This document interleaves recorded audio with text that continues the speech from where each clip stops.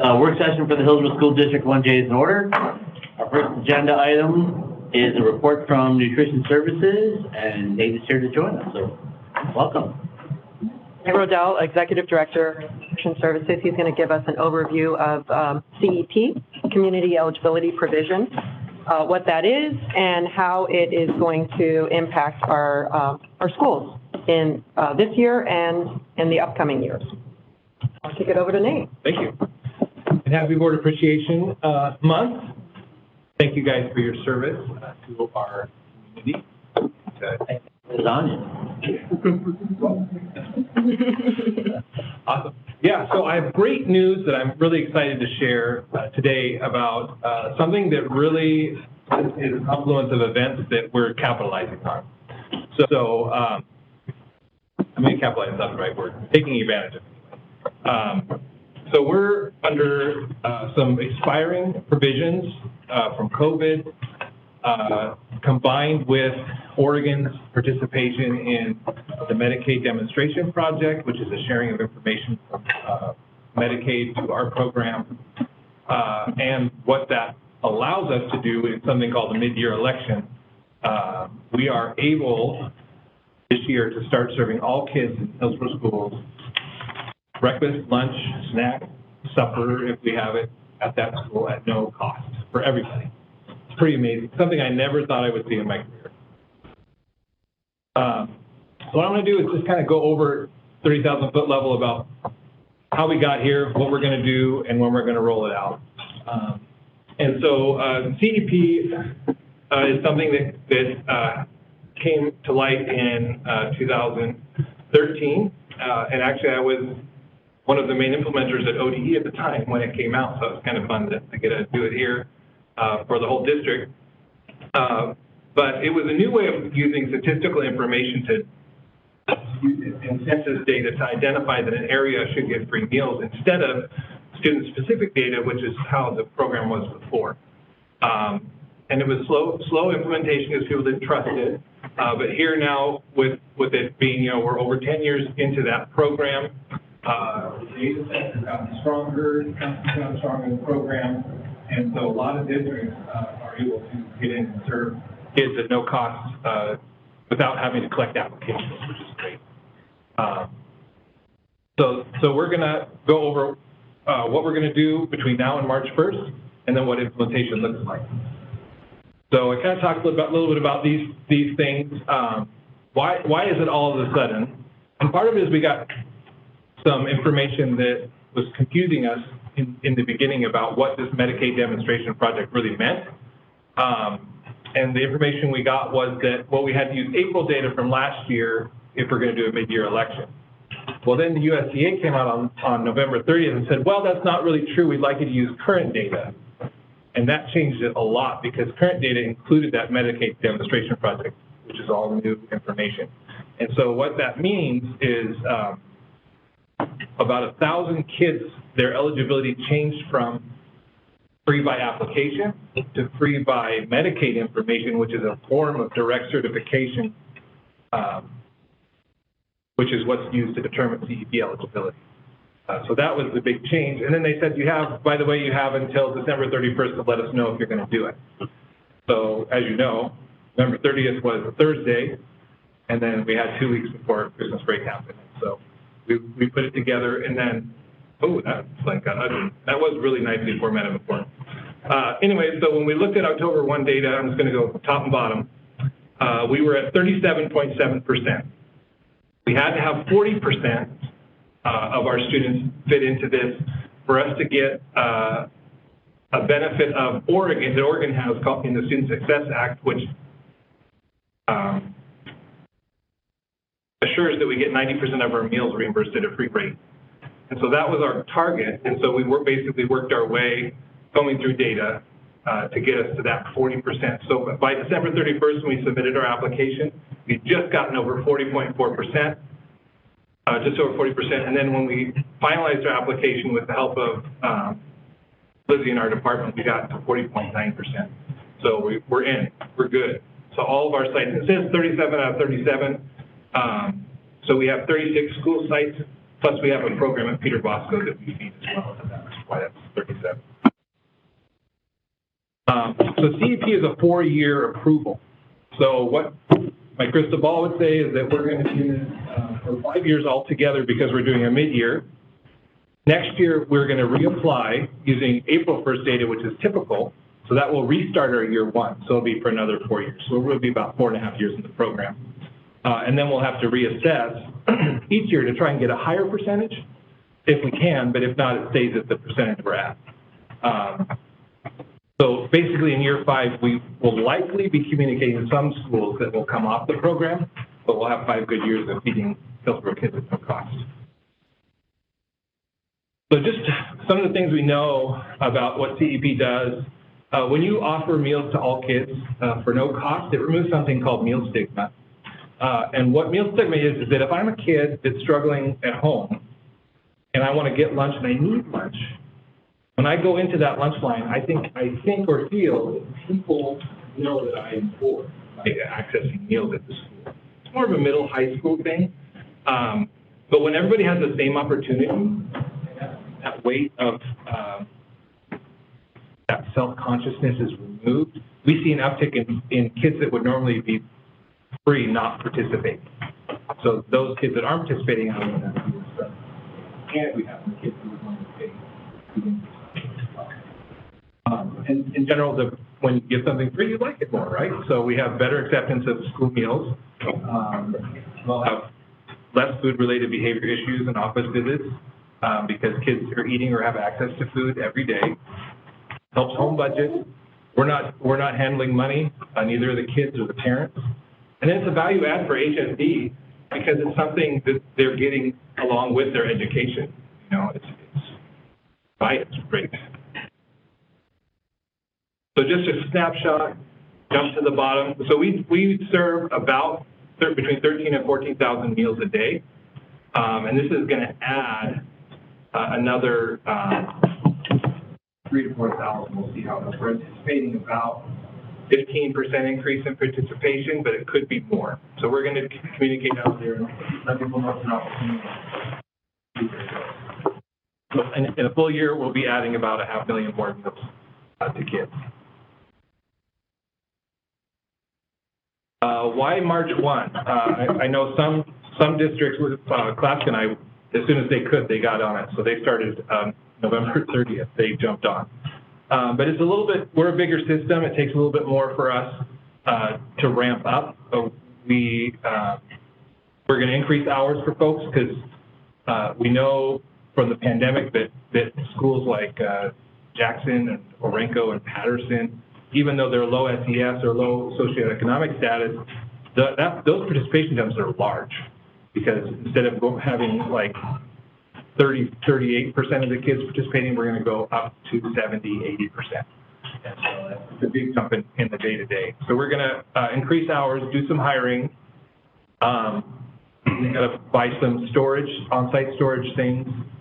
We have our in-house bakery at Liberty High School does a lot of our breakfast options right now.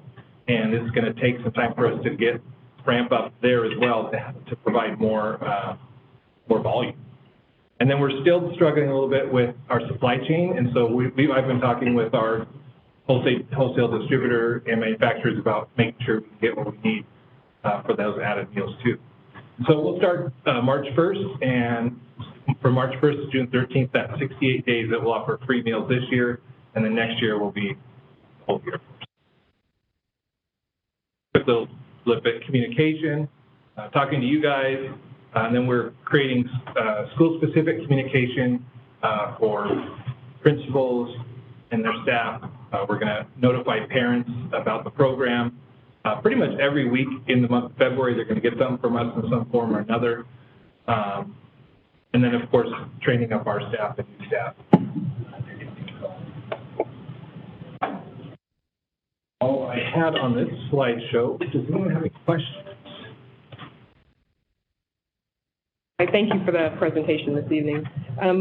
So for this, I know that you said it's going to cover about 4.5 years, and then after that? So it'll be a reassessment, and so, like I said, I kind of alluded to my crystal ball. My guess is we'll probably lose about half the schools at that time, but who knew the pandemic was coming, right? So I don't know what the future will be. But last year at this time, I was telling our admin folks, I said, well, either we're going to be dropping schools off of CEP this year, because this is the last year of our current election. We have 14 schools currently operating this, or we're going to be going district-wide. So it's hot or cold. And how is this funded? This is funded both through the state and through the USDA. So yeah, majority of it's through the USDA. Thank you.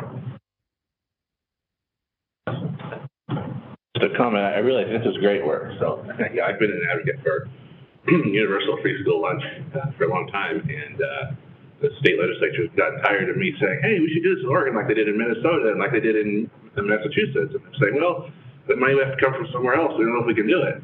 And I just think it reminds me of we had the last campaign, I was talking to my daughter, I had a conversation with conservative fellow, talking about a variety of things, and somehow when he asked for a list of things that I cared about, got down far enough for me to say, oh, and I really think there's a lot of value to preschool lunches so students are well, have the nutrition they need, don't feel stigma. And he said, oh, nothing's free in life. And I said, oh, yeah, that's certainly true. I don't disagree. This is funded by us through our federal tax dollars, but it would be. But, you know, I said, what better, you know, if you were going to do anything, wouldn't providing food to hungry kids at lunch be the best use? There's no lobbyist or special interest getting a cut of this. It's just providing food is the most favorable use of public funds. So I think I might have turned him around, not who he's going to vote for, but on the idea of universal free school lunch meals. So I just wanted to say I really think it's great that we've got this.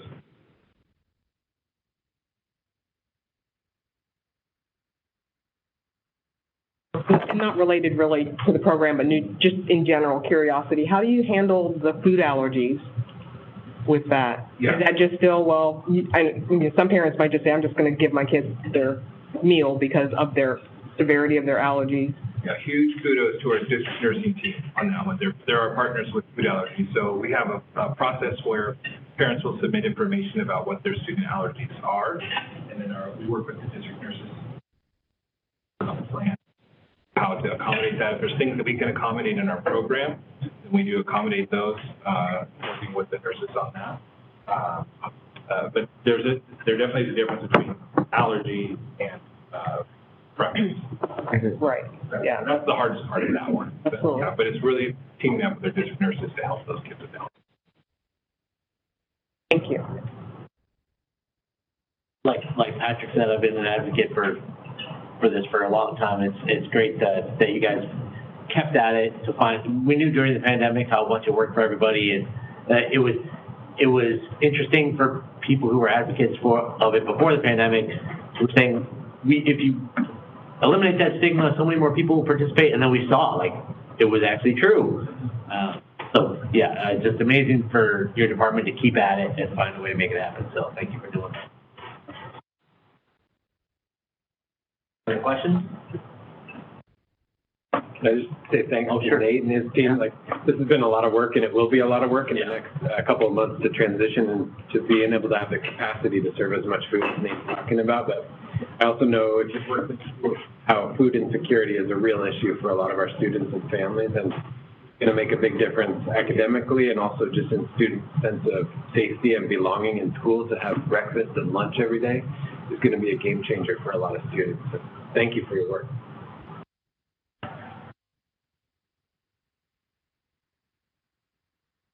Thank you. Have a good evening. I'll see you tomorrow. Yeah.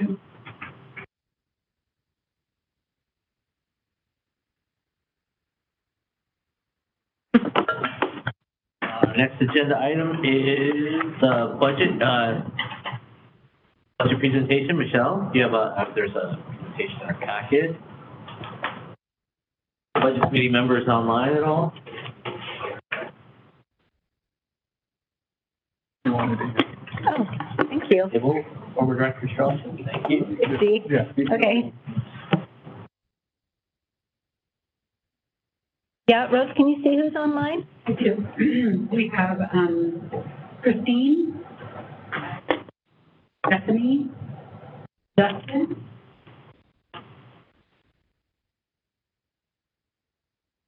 Awesome.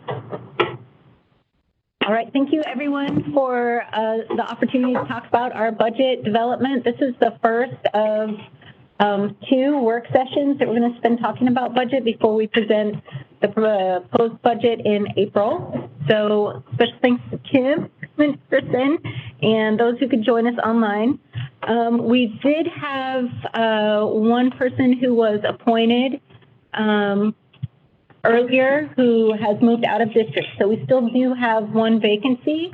So if you know anybody, we have kind of a rolling application window at this point because we're having a hard time keeping these positions filled. So if you know anyone that would like to support us in this way, just have them reach out to me or look online and complete the application. All right, so I'm going to try it. Boom, it's working for me today. A lot of what we're going to see tonight is more review. I went back into what we proposed last year and just kind of a refresher because the next one is going to be more forward-looking. But I wanted to bring to you guys, and this is what we see based on the plan that we made. So looking at the budget plan, kind of showing what the variance is, what we see as different from what we saw. Looking a little bit at our 2025 enrollment projections, talking about student weighting and what that means in terms of revenue for the general fund and other funds, and then any contingencies that we see kind of coming up in the future. So that's what I'm going to cover tonight.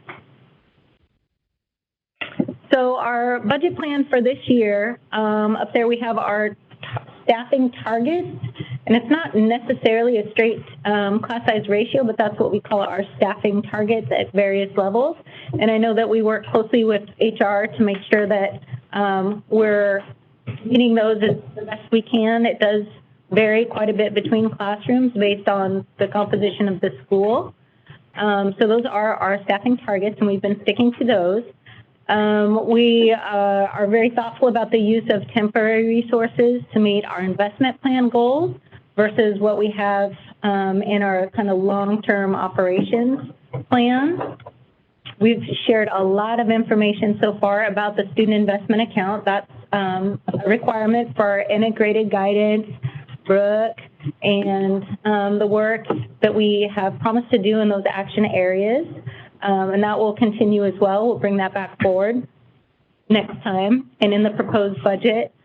And then the contingency plan for state school fund appropriation during the legislative session. So when we look back at our legislative session, they weren't quite sure until the 13th hour what they were going to fund us at. And so during our budget cycle, we had a pretty decent contingency plan in place, and we're going to kind of talk about that a little bit and how that's going to impact us moving into 2025.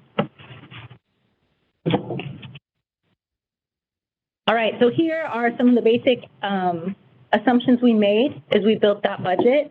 And this is pretty standard. You'll see it again and again as we move forward unless we have discussion and determine that there is a reason to change some of these things. This is typically what we use, and a lot of it's based on historical data as well.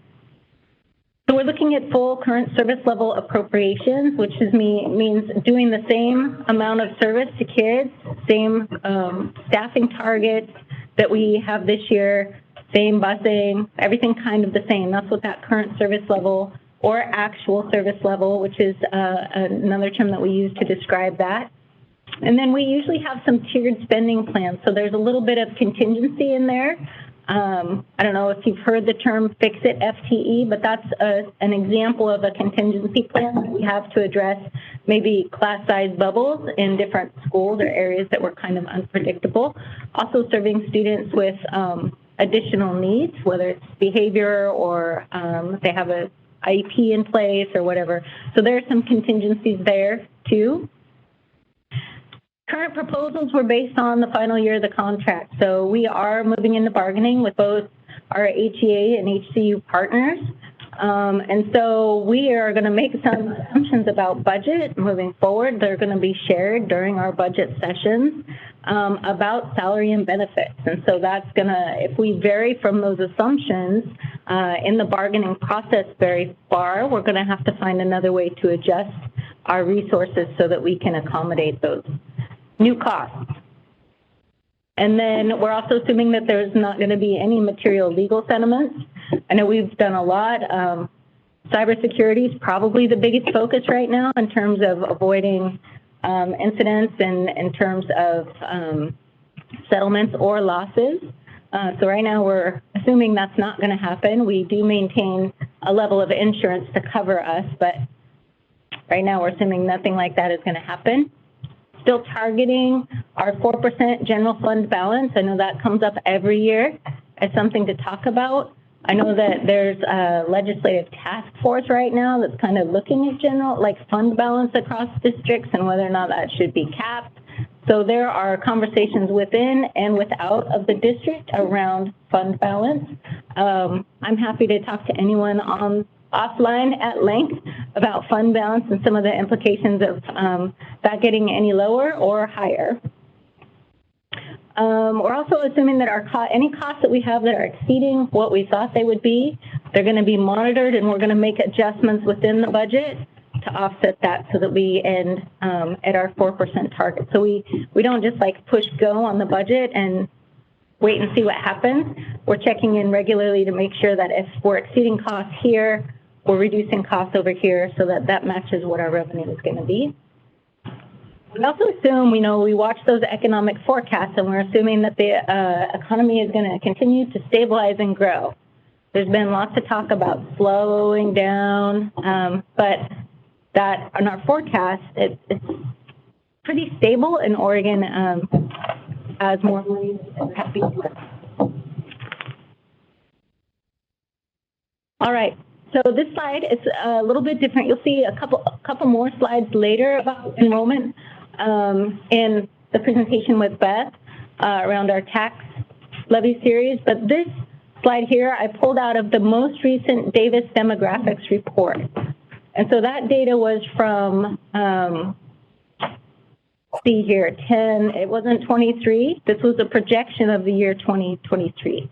So the report that this came from was in February, came out February last year, and we'll get an updated one February this year based on data from last October. So it's a little bit time offish, but I still wanted to share it with you guys just to let you know that, our demographers, they do see us recovering a little bit in terms of student enrollment in those out years, but it's still a kind of a slow decline. And I think what we've seen there, we talked about birth rates being lower overall, being later in professionals' lives, and then also the development that we were expecting to happen. It's still happening. It's just slower than what we had originally projected. So it's coming, and I would predict that these numbers have the potential to level out and potentially go back up over the next couple of years. I think we'll see these lines change a little bit. All right, student enrollment trends, just kind of talked about all this stuff and what we need to be monitoring. One thing that, just assurance-wise, we do match our staffing levels to enrollment. We call that truing up. So at the end of every year, we may bring back less staff, and that's usually done through attrition, retirements, people leaving. But we adjust if we have more staff than students, we'll adjust that going into the next year. So that's kind of a cost correction that happens kind of organically as we do our staffing. And then more to come on enrollment as the year closes. So we typically start out with more students in October than we end at the end of the year. And what we get funded on from the state of Oregon is like an average over what happens across the year. So we'll have more information. It's not nearly as dicey as a legislative year, but our enrollment does change, and we'll be watching that carefully. That's one of our bigger moving parts.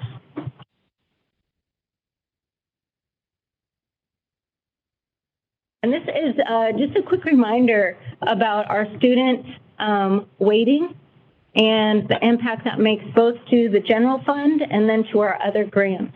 So all of those are driven by students and types of students. And the state and the federal government only know that if we report that to them. So we're very diligent about making sure to count all of our students correctly in our student information system. So the ADMR, under general fund, that little table, this table is available publicly on the Oregon Department of Education website, and it's called the ADM Breakout. In case you were wondering where this came from, it changes all the time because it's based on estimates, and as real data comes in, these numbers will fluctuate. So we usually get 3 or 4 estimates for a year over the course of that funding cycle. So we have our ADMR average daily membership of resident students. So that's more like bodies, and the rest is like weights. And the weights represent additional pieces of funding we get for additional services we're providing to students. So you can see our ESL, that's English language learners. We get an additional half weight for them. The students in pregnant and parenting programs, you guys can just go down the list and see those areas where we do receive actual extra general fund dollars from the state. It is a funding revenue. It is not an expenditure revenue. So they don't necessarily come back and say, did you spend X dollars on students in ESL? This is strictly how they determine how much a district, any district in Oregon will get based on the number of students they have and the types of students that those are. Any questions about the state school fund side? Two that are tied to enrollment. One on this slide, the IEP special education being capped. What is the accurate number in Hillsboro for the percentage of students on IEP? I want to say we're at 14. And then in terms of, since birth rate seems to me like something that would impact everybody in the state, are there districts in the state that are seeing enrollment growth? Or are we, if everyone is experiencing a decline, doesn't the bucket remain the same? So then our per pupil should go up if there's not a pocket of growth in the state? There is some mobility. We noticed that a lot during COVID. People were like picking up and moving to other areas. But overall, it is, I mean, we have, well, I think 20,000 less students in the formula as a state. So, I mean, it's right. If you take those out and there's 550,000 students in Oregon, then your denominator gets smaller and you get more per student. So that your math is right on. Christine asked, any shockers out there regarding PERS? No, but I think I have a slide coming up that's about per. Oh, just hang in there, Christine, it's coming. I just had a question about when you count the calculation on there. Let's say you have a student who's IEP, who's also, you know, a student in poverty. Do they count for both or just one? It tops out at 2. You can't get more than 2 weights per student, even if they're all of those things and receiving all of those services. And we have, obviously we have students that need more than one type of service or kind of support. I was curious if you have heard anything. I heard the bill to remove the 11% cap died in the House last legislative session. Are you hearing anything about, I don't know during the short session if they would look at that or not, but I was curious if you heard anything about that. I have. I've heard that there's a task force that's kind of looking at that and the impact of that. The state school fund formula, the distribution, it comes up almost every session, tinkering around for both equity purposes, and it hasn't changed. It keeps coming back. So you can see up there, see here, we have our students, and we have a weight there for students on the IEP above 11% of ADMR. So the state, they being ODE, they reserve back like an amount. And I'm not getting a lot of real crystal answers because it's always pretty unpredictable.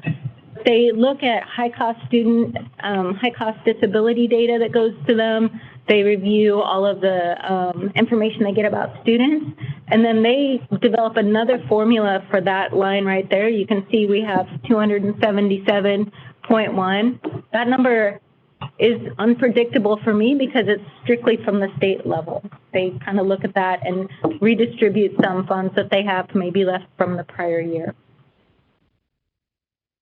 Yeah, but I have heard that, and it's really difficult to, without having that state view of students with IEPs, I can't really determine what our impact would be. And I mean, hopefully they'll share that with us at some point. Yeah. Okay, on the right side of the slide, these are other areas where our student enrollment impacts us as well. Student investment account is driven by second quarter enrollment data across the state, all different. All districts are kind of have that same measuring stick for distribution of funds. Our high school success, same thing. IDIA, that is for the number of students that are on IEPs when we report them in December. So they have to be current, they have to be actively being served to be counted for that. Not just the federal grant, but also for the weight in the formula here. Title I, same thing. Olga Acuna is our federal programs director, and she tracks enrollment and all of those factors by building, but it's the number of students and the types of students that drives the funding. McKinney-Vento, that's for homeless students. We have a liaison here in the district that runs Point. We have a really robust program, actually, that's a federal grant to support those students. And then our Northwest Regional ESD service credits, those again are something that are driven regionally by enrollment. So the ESD gets a certain amount for all of the districts of the ESD, and then we all get a per student amount allocation. So those are the other things impacted. It's not just the state school funds. So I wanted to share that here. Just a reminder, the federal government does not provide all the IDEIA funding that they should. What, about 40%, right? Oh, not even. Our IDA grant, our regular grant, is about $3.5 to $4 million per year. And for students on the IEP, our maintenance of effort is right around $40 million. So it's really like, 10 to 1, maybe. I know our legislators in Salem often talk about unfunded mandates when we talk with them. And this is generally just a giant unfunded mandate from the federal government. Yeah, and they have increased the high-cost disability grant, which is a huge help for us when we're serving students that cost over $30,000 each per student, so we can gain some reimbursement. But what they found was even increasing that grant is quickly being used up by school districts just because of the needs and out there right now. And when they do that as a carve-out of the state school fund, then there's just less for all the other students in the distribution formula. All right, contingencies. Christine, here we go. So current year, the new legislation that seems to be impacting us in a big way, Paid Leave Oregon has a lot of direct and indirect costs that we're experiencing. It's been in place now since September. So we have done our first just over 1 quarter of reporting and just experiencing the cost and the impact of that and the impact to students in terms of staff being on leave. Also grant program changes, anything that's happening with our grants that could impact us this year. Our forecast in the future, so beyond, it'd be enrollment, bargaining outcomes are something to plan for, and then our PERS we have an advisory increase of 1.5% for PERS in terms of the employer rates beginning in 25-26, and those will hold for a 2-year period. So for us, each % of PERS is about $1 million increased cost, and we don't see it. Like it goes to PERS. So that's sometimes it's a difficult expense to absorb. All right, these are the next steps that I have. Another update, we'll talk more about our those major grants and investment plan and things like that next month. And then probably just have our in-house development period and then bring the budget forward in March. Hope to have the hearing and adoption in June, and then of course we need to implement by July 1st. And then these are some resources for everyone to access. Beth has been great working on both internal and external communications around updates, revenue forecasts, and then that broader statewide picture. Those materials are out there on Budget Matters. And then our financial reports too are linked here. And of course, Jeff Jones is available to answer questions as well.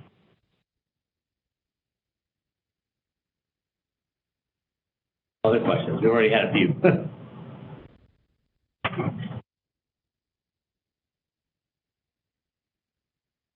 Thank you. Thank you, guys. Thanks again for joining online. Thanks for joining in person and online. Yeah. Thanks again. It was nice to see you. I think you're still up, right? Yeah. Our next agenda item is continuing in our educational series of funding in Oregon and taxation and levies. And then this is our final installment. Yep, this is part 3 of a 3-part series on property tax in Oregon and for Hillsboro. And I'm super excited to share this presentation with Beth Drazer. I'm going to go through most of the first part of it, and then I think Beth is going to have more of the information that I think is going to answer some of those questions that are coming up for you guys. So, our last session's budget document 2.5. Looks like it fits in nicely with it. Yeah, it kind of does. This conversation has definitely been coming, and just looking forward to sharing this with you guys tonight. Just as a refresher, we started, I want to say in October and then November with the first 2 parts, and we talked about history in Oregon. Then Lauren joined us for a lot more robust discussion around local option. We talked a lot about the gap and what that means and what that looks like for both us and taxpayers. And now we're moving into part 3. So really kind of closing the loop on what staff experience has been and what we see as our recommendations and timelines moving forward. Thank you, Audrey Neville, for teaching me that the leader will be able to understand high-level capital projects needs for the next 3, 5, and 10 years, and then reflect on and discuss community context for levy options on the ballot. Those are the 2 big things we want to share here with you. And I get the first one. So as you know, prior to passing the bond, we had a consultant come in and help us develop our long-range facility plan. Balaam Architects they came in and did a full building assessment. They walked through. There's a robust report that has the age of the facilities and any additions and changes that happened prior to the 2017 bond. What we have now today is an interim report that has that information, and then it includes a lot of the improvements that happened in the bond program, so the next 5 years. Before we go out to bond again, we'll have to have that assessment done, like the real nitty-gritty walk through, get all of the details, that kind of information. So they did that. Let's see here. Additional considerations that we need to think about that maybe weren't included in the first facility plan, really again looking at enrollment. So are we going to need new spaces, or do we need to improve current spaces to accommodate student learning? Technology, that's a huge component for us. We're a 1-to-1 district now and have a huge momentum around that in our curriculum investments and our devices and the infrastructure that we have in place to make all of that work. So technology is a huge consideration for us. And it was prior, but I think the pandemic and the remote work really kind of made that a reality where we hadn't been able to do that before. Also like to include a component for transportation. We currently have our bus replacement cycle, all those gross polluters we talk about, and we do that within the general fund. And so that is something that, because it's capitalized, it can be capitalized, that any improvements to the transportation areas or bus purchases, things like that, could be done using capital project dollars if we chose to do that. Resource conservation and sustainability. There's another word now, resiliency, climate resiliency. I've heard that a lot, and being able to be a resource in times of extreme heat and being a place of safety in extreme cold. And then the facilities and fields, that's actually what the bulk of our bond went to last time, was the facilities and fields and improvement. So those are the kind of the categories that need to be included in that plan. And when you start thinking about it in those terms, the dollars really add up fairly quickly in terms of what we would need to ask the community to continue to support the stuff they've already invested in. Real quick, so where is that report at? Is it accessible to us? Not just yet. Yeah. So we're still finishing the supplemental pieces to it. So as soon as it's available, we will be sharing it. Yeah. No, we have been working pretty steadily, just having wrapped up on the bond stuff in December. So probably be late spring before we have a report available to you. And even at that, estimated costs are super hard to get to. Yeah.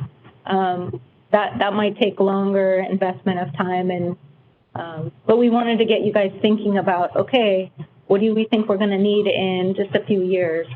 And these are the things that we'll need to be addressing. Unfortunately, I don't have any dollar figures to share with you tonight in terms of what those cost, just the main categories that we're thinking about. I guess it feels weird. Thanks for including it on here. It feels weird for me to admit, like, of course, a bus is a thing, not a person. Like, but we've always spent general fund dollars on transportation, not bond dollars on transportation. Is that about right? That's about right. We usually replace 10 to 12 buses every year. And depending, I mean, electric costs more. There's some analysis to be done there, but a regular propane bus is about what an average teacher costs. So that really could be a trade-off that we could make in terms of incorporating that into a capital project path. Right. So a bus is a perfectly reasonable use of bond dollars as opposed to general fund dollars. We just have never availed ourselves of that in the past.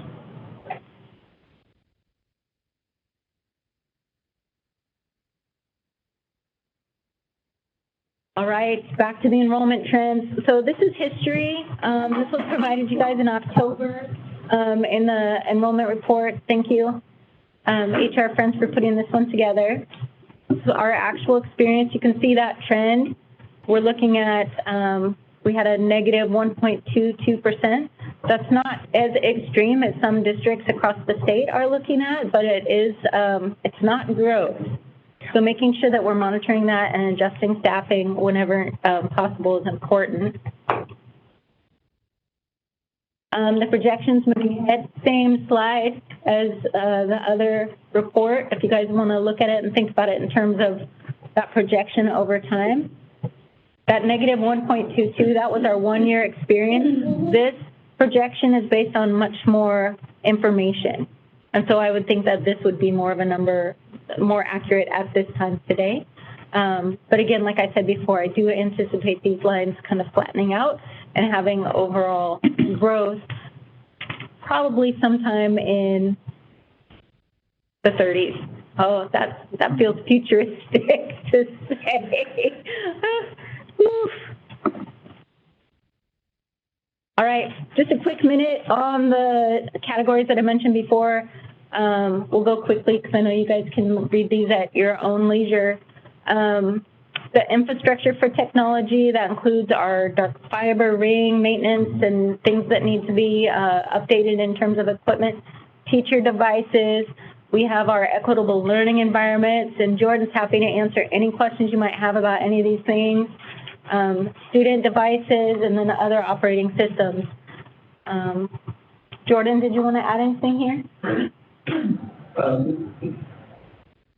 Just all we've been looking at and doing the long-range planning is just looking at a lot of things with the bond. Like those items, upgrade them as we go along. A lot of useful life on things of a life system thing. You know, we get 5 to 7 years, something like that out of them. So that doesn't always, depending on when we do our bond cycles, how that fits into us being able to replace the large scale purchases. Not only the teacher devices, student devices, but Wi-Fi systems, phone systems, paging systems, all those. The perception of COVID in the bond, we use, to get to 1-to-1, we've used bond dollars primarily to make that happen, right? Yeah. That's one time. Jordan? For transportation, again, we have 2 sites now. One could use some finishing and expansion. That would be the new one. And then again, the actual purchase of buses.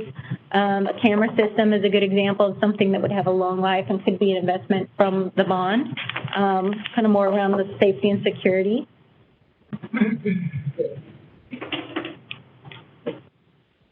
What's that? Is that CCTV on buses?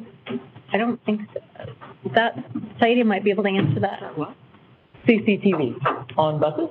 Or what cameras are we talking about putting on the bus? No, we have cameras on the buses. It's just maintaining those cameras or upgrading them. We already have them. Yeah. We have them at, they have 3 angles on the back, one in Behind the driver? behind the driver, and then driver view.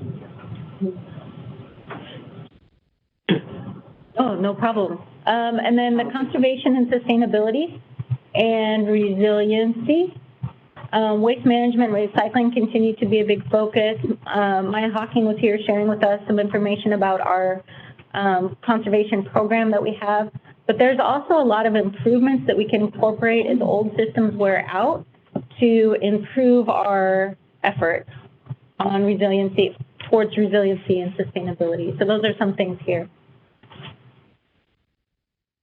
And then the facilities and fields. So anything that's not included in the interim plan, which will be provided to you as soon as it's complete.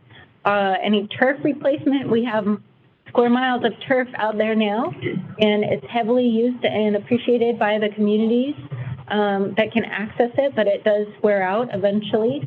Hardscape repair, exterior repairs, and you can just see there, safety and security. We did a whole lot of that stuff with our bond, and it's on all the time, and it will need some care and feeding by the time we're ready to make our next act. And this here is a reminder slide. More information coming on the levy from Beth, but just that basic look at what a bond can do, what it's used for versus a levy, in terms of when you go to ask the community for support for it, what it pays for.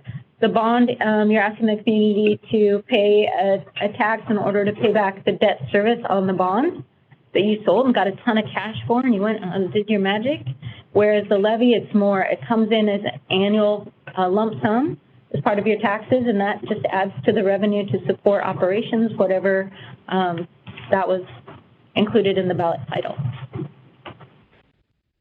This is a quick look again at our current debt service schedule, so that you can see when we drop off and when we would need to have some action.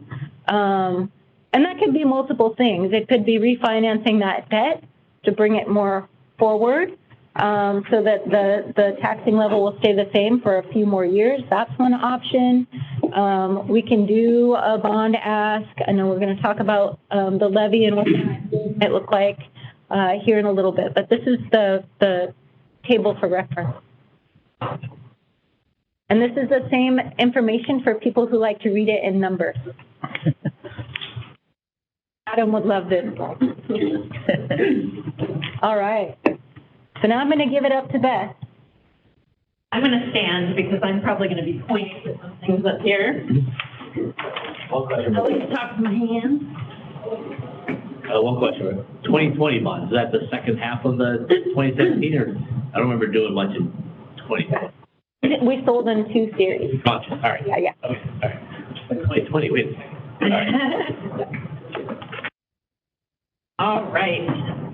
Okay, so now I'm going to share a little bit of additional information just on our history with doing polling of our community, why we've made certain decisions over the years, and some considerations to keep in mind as we think about these next couple of years and what the board might like to do in terms of money-raising activities. So local option levy, if you ever wonder why do we talk about Measure 5 and Measure 50, well, Measure 50 is what created the opportunity for public school districts to go out for short-term sources of general operating funds. So that has only been around for the last 23 years, is the opportunity to do a levy on behalf of the school district.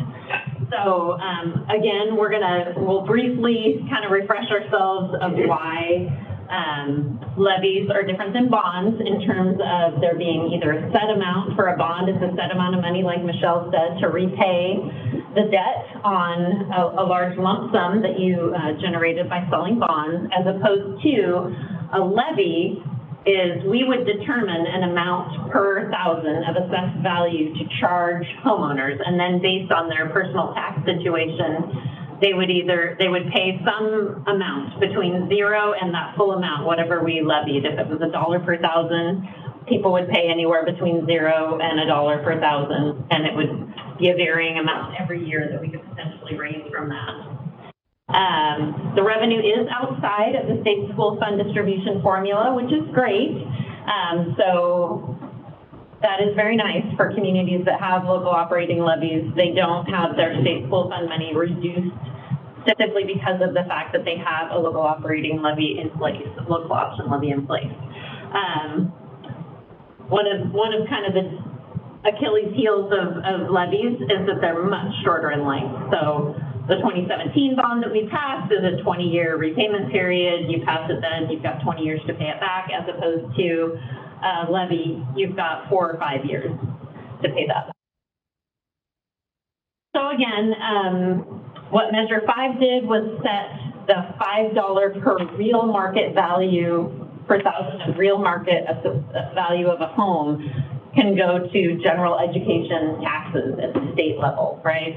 So that's that Measure 5 limit on the real market value of the homes, which is much more variable than assessed value, because assessed value gets set when the home is built, and then there's a cap on its progression over the years. It can only raise 3% a year unless you do some sort of major remodel that resets the assessed value on a home. But otherwise, that's more of a stable increase. So what levies can do is tax this gap that exists between the real market value and the assessed value, right? And we saw this example, and sorry, I know it might seem a little off just because homes cost much more than that these days, but it's simply as a way to kind of check the math and see how this occurs, how you could possibly have 2 homes that are worth the same amount that would be subject to paying a much different amount of tax under a local operating levy situation. And the reason why is because their real market value might be much closer to their assessed value. And that is all a factor of when the homes are built and, you know, different things like that. If people have done, like I said, major renovations, perhaps it reset their assessed value and it's much closer to their real market value. These are the districts out of 197 in the state of Oregon. These are the ones that have local operating levies. So it's a small group, a relatively small group, and the rates that they charge range anywhere from Portland up here in about the $2 per thousand range, all the way down to Sweet Home, which is more in the 25 cent per thousand range.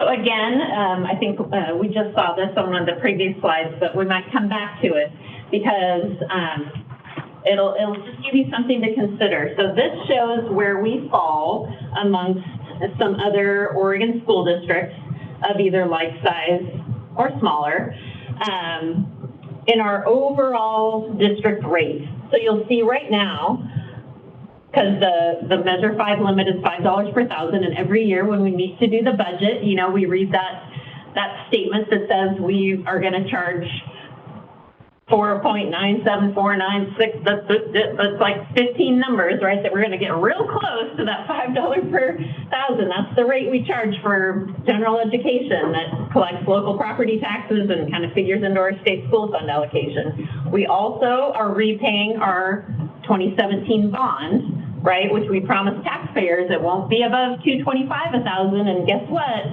This last year it was down to $197 per thousand, so that's good because it's not as expensive to folks as we said it might be. But that makes our overall rate just shy of $7 per thousand, right, on assessed values of homes. And you'll see that there are people that are below us because, you know, their combined rates are cheaper, and there's most of the people that are above us have local option levies in place, and that's why their overall tax rate for their people who live in their communities is going to be higher as a result of that. Okay, here's where I think it gets really interesting, because let's look at this. You saw this a little earlier. This is our historical trend of outstanding bond debt, right? And back in when we were looking at this years ago, before we went out for the 2017 bonds, you know, what we saw coming up after the 2017 collection was a drop, kind of like what we see here, but it was steeper. So then we were looking at a drop of about $1.25 per thousand. At the time, when we decided to go out for our last bond, we were going to have about $1.25 per thousand of what I like to call taxing capacity, right? Because that's the capacity you have to fill something in and not raise people's overall rates, right? Well, this time, what we're going to face coming up in 2026 is a similar but smaller little cliff to give us a taxing capacity of about 70 cents. So if you think 70 cents per thousand, and before we had $1.25 per thousand, when we had $1.25 per thousand, it was several years ago, and that allowed us to raise $408 million, right? This is back of the napkin math here. I'm not saying this is exact math, but let's just say, let's compound the value of this district by 5% a year for 8 years, you know, so get us up to, you know, 2027, heading into 2028. If you did that, then you'd say, oh, well, maybe that would be, instead of 408 million, that'd be a capacity of 602 million, right? But if you say 70 cents is 56% of $1.25, and you take 56% of 602 million, you could think, well, perhaps if we did another capital construction bond, we could raise approximately $337 million, right? It just maybe helps to help you think about that. Last time, 408, maybe this time with this level of capacity, maybe 337. Now that's if all of that taxing capacity went to a capital construction bond, right? So let's just keep that in our minds, right? Sorry. Yeah. Go back. At the bottom, we had a capacity of 125, and we promised not to be more than 225. We're happy we're at 197. Well, we had the capacity of 125. We already had existing about $1 per thousand. Okay. Yeah. So the gap was going to give us the 125. So overall, 225. So when we say the 197 includes more than the bond more than the 2017 bond, includes the bond that's coming off. So the 197 is our total rate. Yeah, and that includes two bonds, the one before the one that's coming off. Well, technically it's three different issuances or whatever, yeah. Right. Yeah. So I take it then, when we, when we have the conversations with the community and we're explaining to them, we're going to have to acknowledge the prior three, probably 2 or 3, and then we have to tell them where we are, and then depending on whether we decide to go bond or levy, because isn't a component, what I'm asking is a component of this and communicating with the community to let them know where we were immediate past and where we're headed? I think it's important for you guys to know the level of detail that I'm sharing with you now. And I think it's important to be as instructional and helpful to the public as possible. It is unclear if we need the level of detail that we need to provide to them. Like, we can provide these charts. I just don't know if we'd spend a lot of energy talking about why there's, you know what I mean? Like, we'll need to decide what are those key points they would need to understand to make a good decision for themselves. But can I get through, I'll get through the rest of it and we can talk more strategy. For those of us who were out there trying to convince people to vote in favor of the bond last time, one of the discussion points was, by passing this, you don't pay any more. If you don't pass this, your tax rate will probably go down a little bit, but by passing this bill, by passing this bond, you don't pay any more taxes than you did yesterday, and we're able to build 3 schools, we're able to build gymnasiums, and all the things that we were able to build. So it was I think, one of the, I'm reluctant to ask people for more tax money, this kind of person I am. So I think it was valuable in the how high percentage it passed 2-1, by being able to tell people, we're not asking you for any more than you're paying today. So this gap is what we're talking about. That by being able to stay within the gap of what's coming off, that helps determine the way you can phrase the ask to the community. And it's important to say, rate won't go up. Because your taxes absolutely will go up, because every year your tax value goes up by 3%. Yeah, your rate anyway. will go up, correct. Okay, so if we're going to talk about a local option levy, now granted, the last numbers we got from Piper Sandler, right here, these are the Piper Sandler numbers we got in 2022. Granted, they are now almost 2 years old. We can have them run new calculations, and they do a property by property calculation, so it's very exact as to what we could expect at different rates to raise if we did a local option levy. It's a $7,500 deal to get them to rerun the numbers. We absolutely can and would do it if we felt like that is the direction we wanted to go, but I'm just telling you, yes, we acknowledge this is a little bit out of date, but just to give you a sense of where we might be, here we go. So if we said we had a taxing capacity of about 70 cents, they have one here that's 75 cents. That's pretty close, right? So we're talking, all those projections are pretty tight, so it's right in about the $8 million a year range, okay? $8 million a year. So let's go back. So if we acknowledge that, you know, it would be great to have some additional operating money, right? And there is widespread support for lowering class size, for example. It's even, you know, something that's stated in our Hillsboro 2035 community plan. So, but keep in mind, we've never had a local option and our community isn't used to it. That's one thing. The local option collections are variable, which we've already talked about, subject to compression, makes them confusing. So if we did not want to raise the overall rate and just utilize our taxing capacity that's going to be created there in 2028, with the amount of 70 to 75%, we would likely only be able to lower class sizes by 2 to 3. Keeping in mind that in 2024-25, it'll cost us $2.7 million to lower class sizes by 1. And if you assume that over the next few years, you know, costs will escalate 3 to 5% per year, it'll be at least $3 million by the time we would get the money, right? So if we're raising $8 million a year, potentially with a local option, with a 75 cents per thousand assessment, then we're looking at only being able to lower class size by 2.5-ish, maybe. Just something to keep in mind. And if we used all of our taxing capacity on a levy, there would be nothing for a capital construction bond. So, you know, we really need to think long and hard about what are our strategies for addressing the structural needs that we have that we don't otherwise have mechanisms to fund, like large technology investments or any kind of large capital project investments, right? So just some things to keep in mind. So Beth, is it, with the prospect of an increasing cost to reduce the amount of children in the classroom? Yes. then I guess if we chose that to be a focal point, we'd have to ask for more money. At the same time, we're projecting a downward trend in enrollment. Those two don't go together.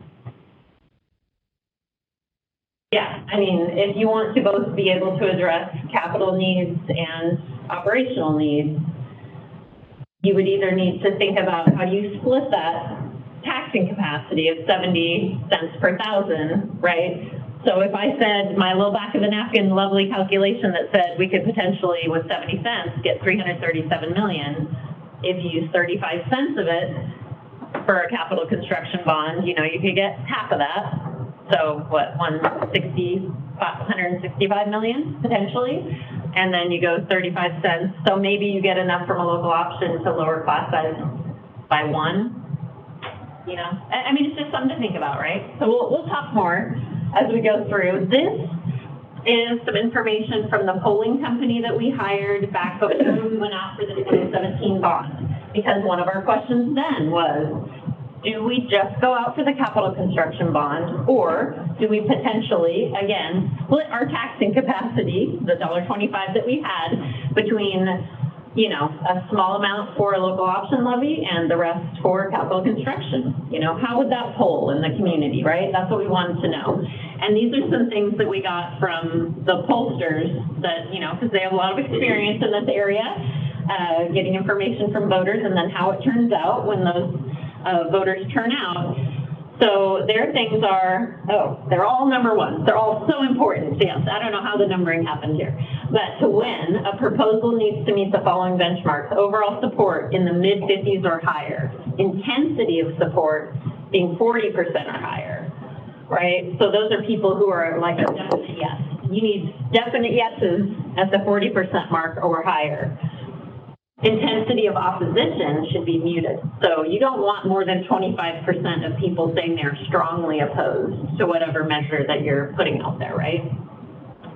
And then just a reminder, in almost any measure that's up, but particularly those involving money, taxes, and revenue, initially, people who might be initially undecided or have, you know, weak feelings will tend to shift towards the no side. It's just something to keep in mind. So, we asked, it was a split.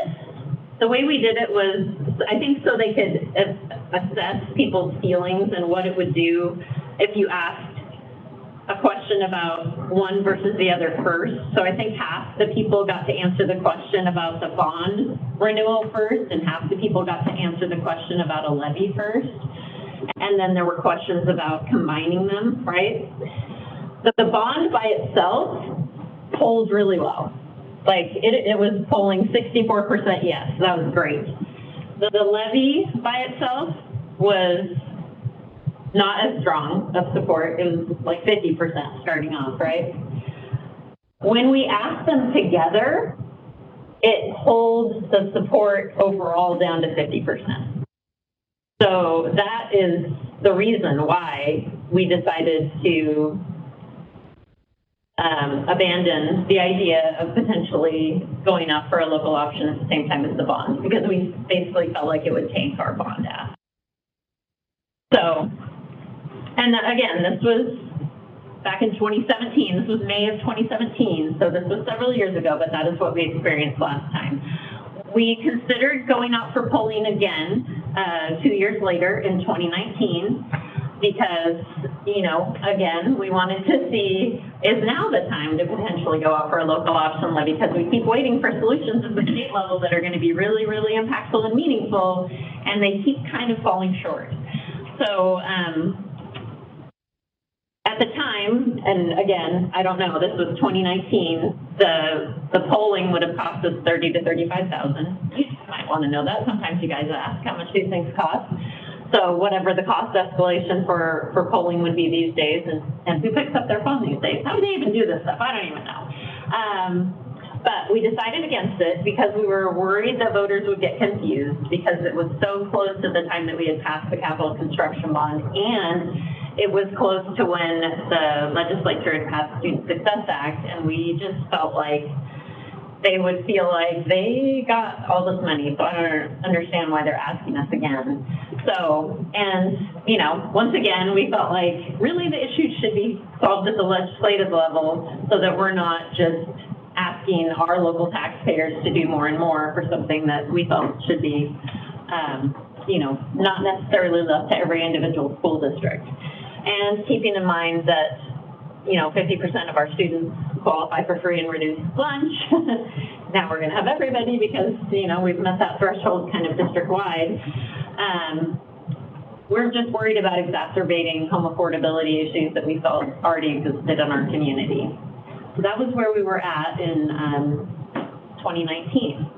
So just some considerations, and not necessarily trying to sway you unnecessarily, but, you know, we may be better served thinking about utilizing our taxing capacity for something on the capital construction side, only because that we have no other mechanism for that, right? There are mechanisms that if the state legislature decides to, you know, really utilize this opportunity that is, you know, the momentum that was created by the Portland public strike, by Salem Kaiser's, you know, big reductions, by the governor saying she was going to convene a task force to look into school funding, you know, our own ability to, you know, kind of hone our messaging around budgeting and needs and historic trends and things like that we discussed in our last meeting.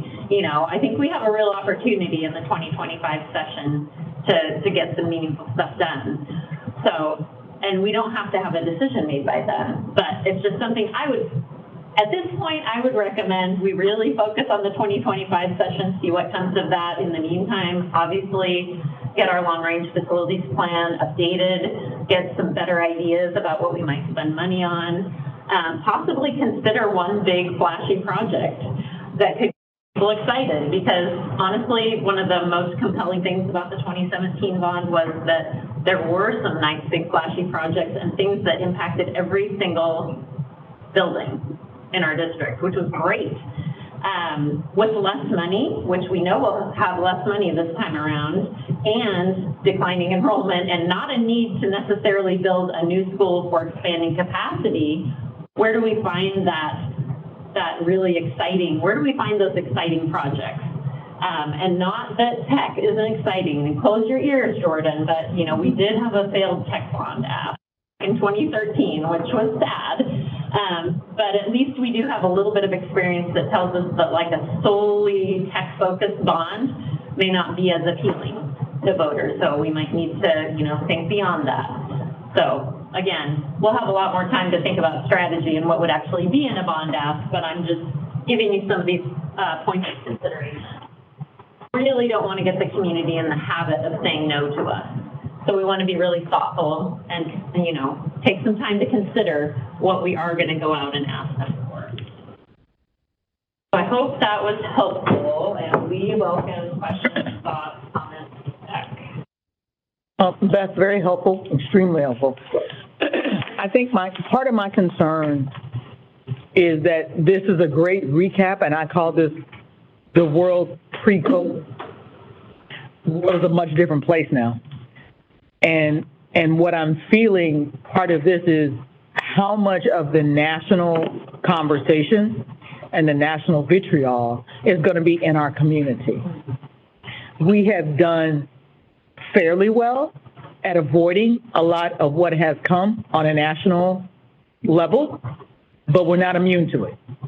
And it's starting to percolate up again. And so it just makes me wonder, I don't know. How do we talk to the pollsters to figure out, that's really what I want to know. What is going to be the impact? What is the field? Maybe I'm saying we absolutely have to do a poll, a survey. I don't know how. I don't know how much it's going to cost, but we can't not do it because the world changed. Everything changed. So while this is great data from the past, it means nothing now because everything changed. And I'm concerned about the national conversation impacting us on what we do, especially at a time when we need it most. And at the same time, our enrollment is going down. At the same time, we want less kids in the classroom. At the same time, we want to pay the teachers more.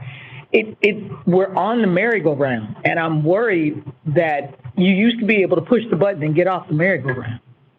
Right now, that's not happening, and it's scary. And so for the first time, I have some legitimate fear because there's a lot that we need to do. And the fact that you remind us that 50% of our kids are subject to and or eligible for free and reduced lunch, that's another reminder to Nancy. I still live in the country. This is a rural area, and I often have to remind myself of that. We play like we're urban, but we're not. And just some thoughts to be thinking about.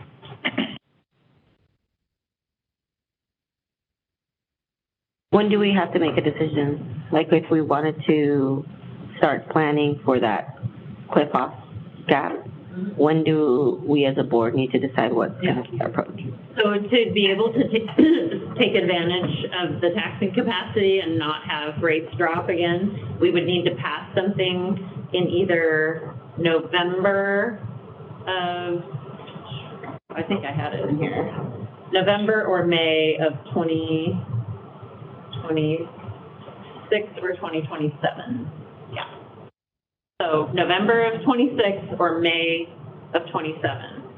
So if we're thinking November of 26, we pretty much would need to decide, I would say, by the fall of 25 so that you have a good amount of time to ramp up for a campaign. I mean, I guess the latest would be January of 26 would be my recommendation. Will give us, the more time, better. And May of 25, we'll have an election for. Exactly. Yeah. Exactly. So.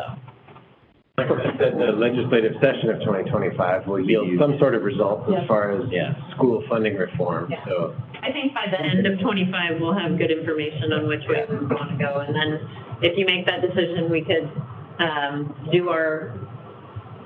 we would have to get a recommendation on how far out from the voting is good to do the polling, but we need to be able to create our language for the filing and whatnot. I would guess spring of 06 or 26 would be the time probably to do polling, and then develop our language and put it on the ballot. The board last time created a political action committee, and Imagine would probably just rejuvenate that and use that as a way to raise money and do campaign signs and flyers and all that kind of stuff.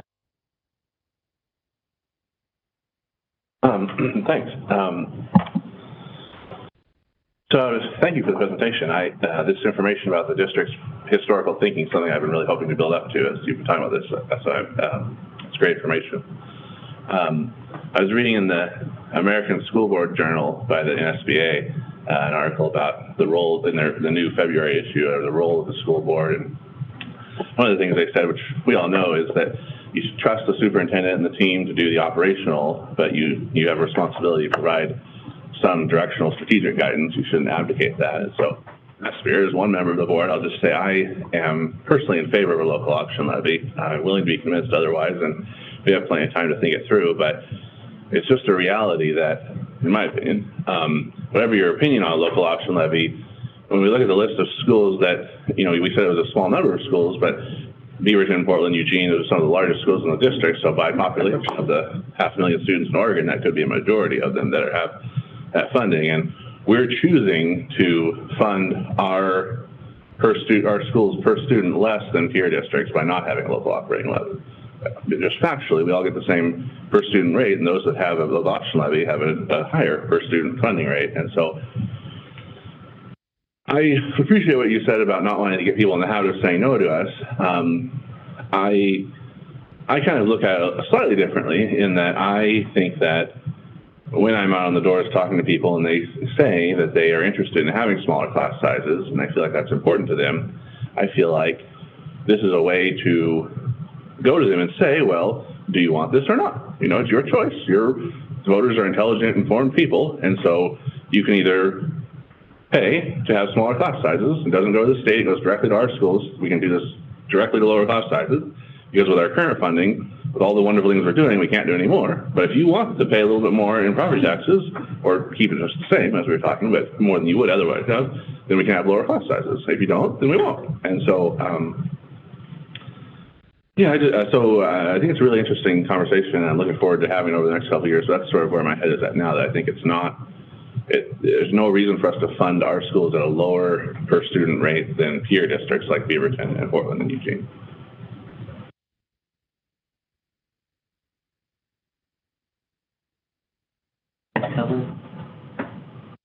I appreciate the series having the education. Yeah.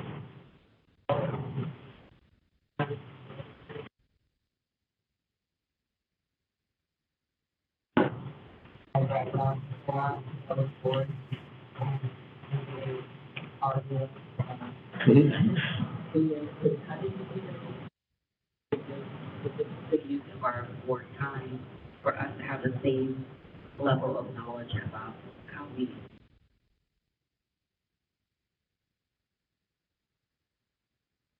I feel like, yes, I think this has been a great use of our board time too. I agree. I guess my perspective, everybody has a chance, wants them. A few things to note, I guess. Yeah, the decision is not impending, but it's a good thing to think about. It's likely the next board, some of us may be on that board, some of us may not be on that board, that will ultimately make the decision, I think. Me, louder? Everyone. Holy cow. She Me? asked to remind everyone to speak louder. Wow, all right. No, Mark, I can hear you just fine. It was, I think, Erica, who spoke. Very well. You did strategically put Erica's nameplate next to a microphone, and then she had to stand up and stretch her legs.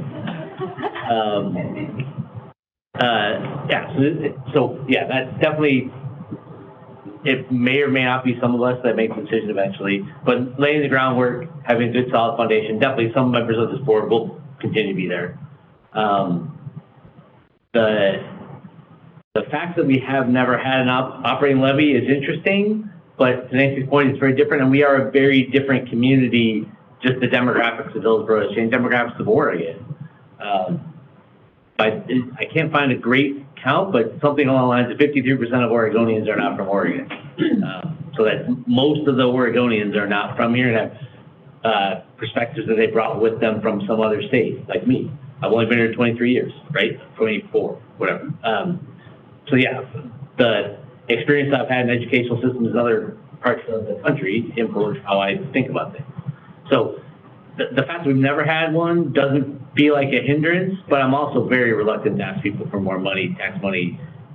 We have to be very careful with how we do that and how we spend. One of our main jobs is to be good stewards of public funding. I worry a little, I think you're right about the concept that we're putting ourselves at a disadvantage with other districts around us because we don't have an operating levy and they do. I also worry that if we use the whole thing, lowering class size by 2 isn't, I don't know how you sell that story. Like, I don't know, if I was not on the school board and knew the intricacies of this and was just a member of the voting public like I was for most of my time in Oregon, I don't know that that would have convinced me. So just going through my litany of list of things that this brings up. There was in the 2017 bond, there was the jumbo package and we ended up going with smaller one plus. It was somewhere in the middle. We didn't do the jumbo package. We did the middle one. We ended up getting turf fields, all the high schools. We ended up getting some of the things from so I'd be curious how many of the items that were not funded but were on the wish list from 2017 are still issues that we would want to address if we did a bond. And I also wonder what are the new things. Like everything's very different from 2017. So I would wonder, I don't know, we spent a lot of money creating that list, or at least time and resources creating that list with the community, what the facilities needs of the districts were, the bond, buying stuff instead of people. We spent a lot of time and energy and money figuring out what that list was going to be and then where to make the cut line, whittle the list and whatnot. I'd be curious what from that list is still relevant today and what would be on a list that do we need to go through that whole extended process to get to that list, or could we make a guess? So those are just my first thought passes. I worry a little that without asking people for more, which I'm very reluctant to do, even if we spend it all on teachers, lowering class size by 2 would be great. But I don't know if that moves the needle to get people enough to vote. And yeah, I think in the short term, our efforts are best spent lobbying the legislature to address the infrastructure of how we fund education in Oregon in 2020. Like that, and then once we know the results of those efforts, I think it'll make our options a little more clear. There you go. That's a lot. Sheehan? Yeah. Thank you. And I think the video went off in the boardroom, so I'm staring at myself when I talk. Hopefully you all can see me. Thank you for the presentation. I think this was really helpful, and I'm honestly more torn now because I know when this idea of doing a local option levy first surfaced a couple of years ago, I was all for it. And in fact, one of the reasons why we decided not to pursue it further at that time was because that's when SIA was going to be on the ballot. And, we didn't want to, we're kind of all eggs in that basket and not asking for more in this way. I think to Mark's point, I agree. I think that voters in general may like to see a tangible work product. Much of, I feel like, the success that we had with the capital construction bond was because there were big items that you can see and not just a lump sum of money that's going into fund. And in addition to lobbying the legislature, I think that there needs to be more education to the general public about how schools are funded. And in that, it needs to be shared that we are not given enough from the state general fund. Because oftentimes, even when I've been on the doors, people will always say, well, what are you doing with the money that you currently have from the state? It's not a matter of not enough funding. It's a matter of how you're using the funding. And that's always what I have heard when it comes to anything related to school budgets. And so, regardless of which avenue we go for, I think that there needs to be more education to the general public. And I think us as board members will play a key part in that. And even these 3 series of presentations, I've learned so much more about property taxes than I have in my entire life. So I appreciate that piece of education. So all that to say, my ask, or I guess one clarification question I have is, if we were to move forward with a local option levy, would we have to use the funds in the same way year after year as we're collecting that? Or can we use it for 1 year to, let's say, lower class sizes, and then the next year we use it for something else? We need to use it all on what we set out to do in that 1 year. I don't know if that question makes sense. Yeah, Sheehan, I think I can help with that. Yeah, whatever the ballot title describes. So if you say that it's going to go to class size, that applies to the whole 5 years, unless you break it out differently. And I think one of the challenges with that would be if you only use it for that for the first year, then those class sizes will go back up as you redirect that investment into something else the second year. So I think that would be a tricky thing. You have to use it for whatever the voters voted for. Okay, got it. And that would apply for the entire 5 years of that chunk. Okay. So then one ask that I have of the group, and I don't know how feasible this is, but just the visual person that I am, would it be possible to package together what an example, if we were to go for a bond, what we could include that would be covered in that, 70 cents per thousand, what's the term that you used? Taxing capacity. Yes, taxing capacity. Thank you. Could we have a couple of visual package options to see? I know you included in the slides, what we could potentially cover if we were to go for a bond, but realistically, how much of that could we include if we were to go for a bond? And then likewise, if we were to go for a levy, is it that we could only reduce class size by 1 or 2? Or maybe we reduce class size by 1, and then what's something else we could do with that? Is there a way we can maybe get some different types of examples of certain packages that would help paint the picture more in our minds? I think we probably need general direction from the board to go forward, and timing is going to be important. For example, if we do that assessment with Piper Jaffray, we're going to want the most current tax data, which would be available probably next November. So I think, absolutely, we can package some things together. We'll have a better idea of what our facility plans will look like at that time as well. I think it's more just timing. So probably by next winter, we would have a better idea, and we would also have even more current enrollment numbers at that time. I had another thinking.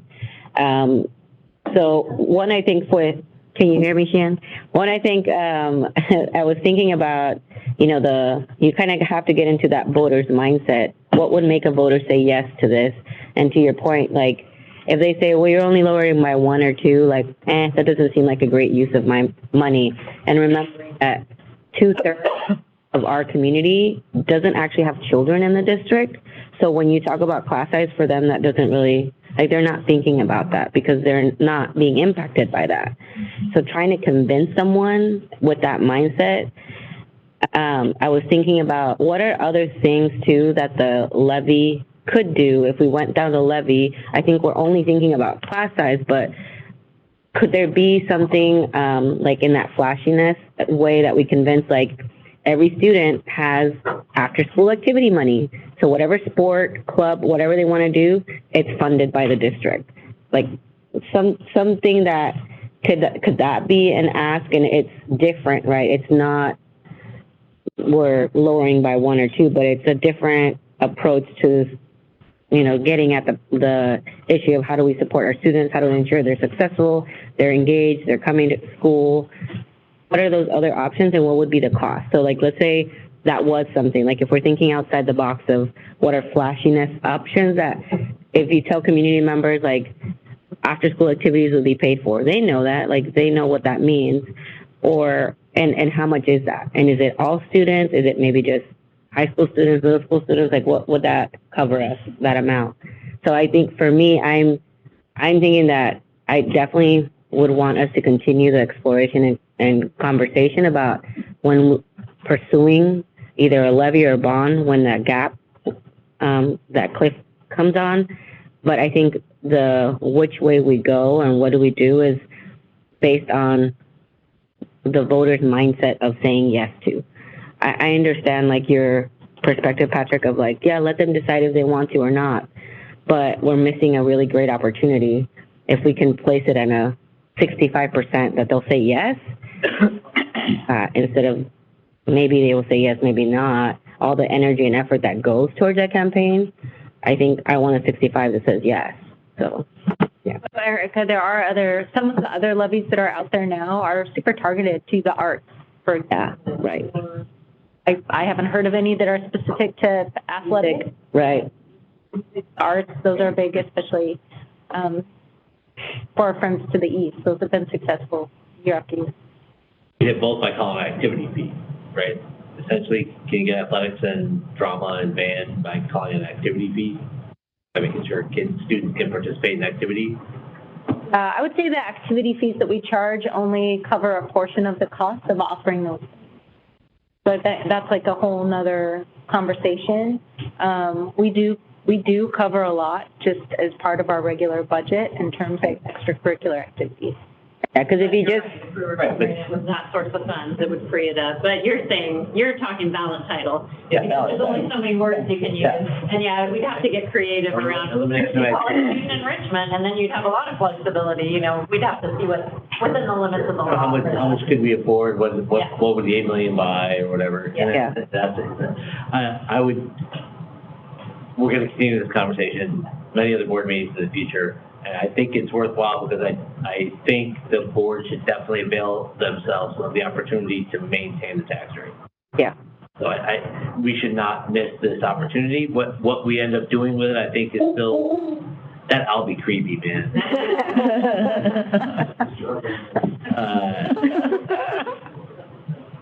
Sorry. Yeah, we should avail ourselves of that opportunity. I don't know what shape it's going to take, but I think what we're hearing from this board is that we appreciate the efforts we've had so far, and we look forward to continuing the conversation. If there's nothing else, we will adjourn and go downstairs. Have y'all been downstairs yet? It was January. Oh. I forget every time that it's January, so you're going to be very excited. 6 minutes, Natalie. Work session is adjourned. I'll see y'all downstairs. I call this regular meeting of the Hillsboro School District 1J to order. We'll begin as we always do with the flag salute. For those of you in the room, the flag's at the back of the room.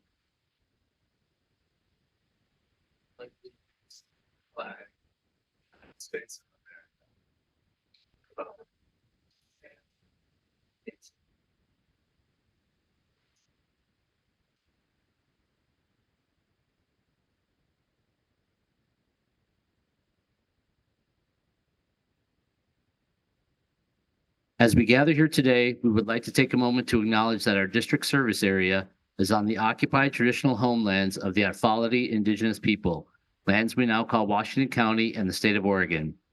We honor the Indigenous people whose traditional and ancestral homelands we stand on, the Tualatin Kalapuya, Kathlamet, Clackamas, Tumwater, Malala, bands of the Chinook, and many other Indigenous nations of the Columbia River.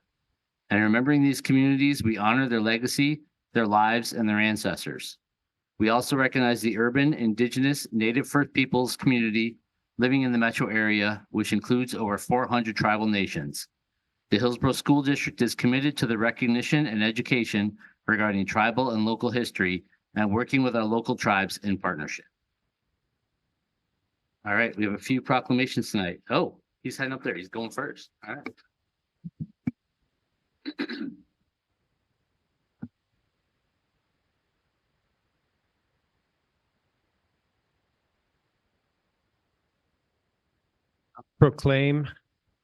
Honor to proclaim School Board Recognition Month. The Hillsboro School District Board of Directors establishes clear standards for student performance. The Hillsboro School District Board of Directors ensures that student assessment is tied to established standards. The Hillsboro School District Board of Directors are accountable to the community for operating schools that support student achievement.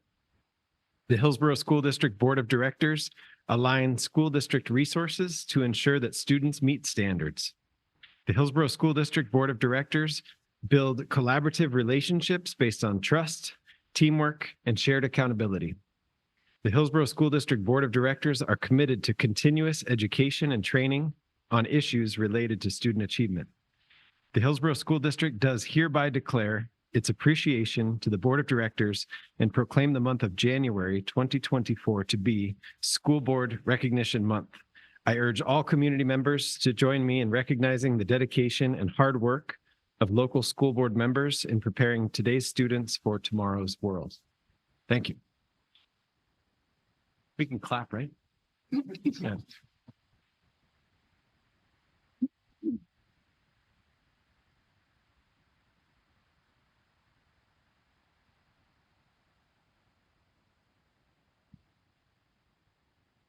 The month of February 2024 has been designated Career and Technical Education, CTE month, by the Association for Career and Technical Education. The Hillsboro School District knows that CTE offers students the opportunity to gain the academic, technical, and employability skills necessary for true career readiness. The Hillsboro School District appreciates that CTE provides students with career exploration opportunities earlier in their educational experience, which enables them to make informed and beneficial decisions about their academic coursework and pursue established programs of study and career pathways. The Hillsboro School District recognizes CTE programs ensure that employers have access to qualified and thriving workforce, ensuring that our nation is a strong and competitive economy. The Board of Directors of the Hillsboro School District do hereby recognize the month of February 2024 as Career and Technical Education Month. We urge all community members to become familiar with the services and benefits offered by the CTE programs in the community and to support and participate in these programs to enhance their individual skill and productivity.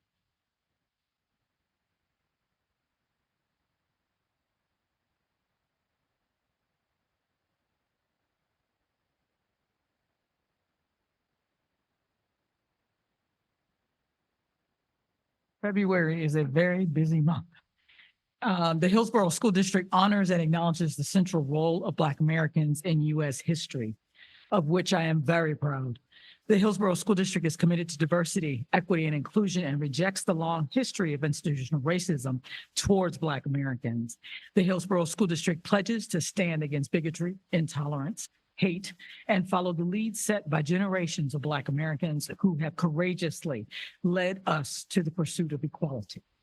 The Hillsboro School District has been enriched by the diversity of perspective and experience of our Black community members who have been made valuable and long-lasting contributions to our district.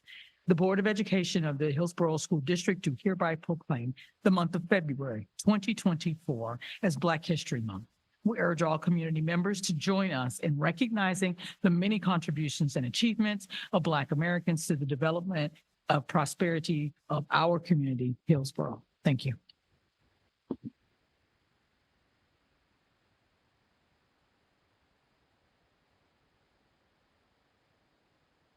The Hillsboro School District appreciates that school counselors are actively committed to helping students explore their abilities, strengths, interests, and talents as these traits relate to career awareness and development. The Hillsboro School District knows that school counselors help parents focus on ways to further the educational, personal, and social growth for their children. The Hillsboro School District values school counselors' work with teachers and other educators to help students explore their potential and set realistic goals for themselves. The Hillsboro School District applauds that school counselors seek to identify and utilize community resources that can enhance and complement comprehensive school counseling programs and help students become productive members of society. The Hillsboro School District recognizes that comprehensive developmental school counseling programs are an integral part of the educational process that enables all students to achieve success in school. The Board of Directors of the Hillsboro School District do hereby extend our gratitude to the counselors of the Hillsboro School District and proclaim the week of February 5th through 9th, 2024 as School Counselors Week. We urge all community members to join us in recognizing the dedication and hard work of school counselors in preparing today's students for tomorrow's world.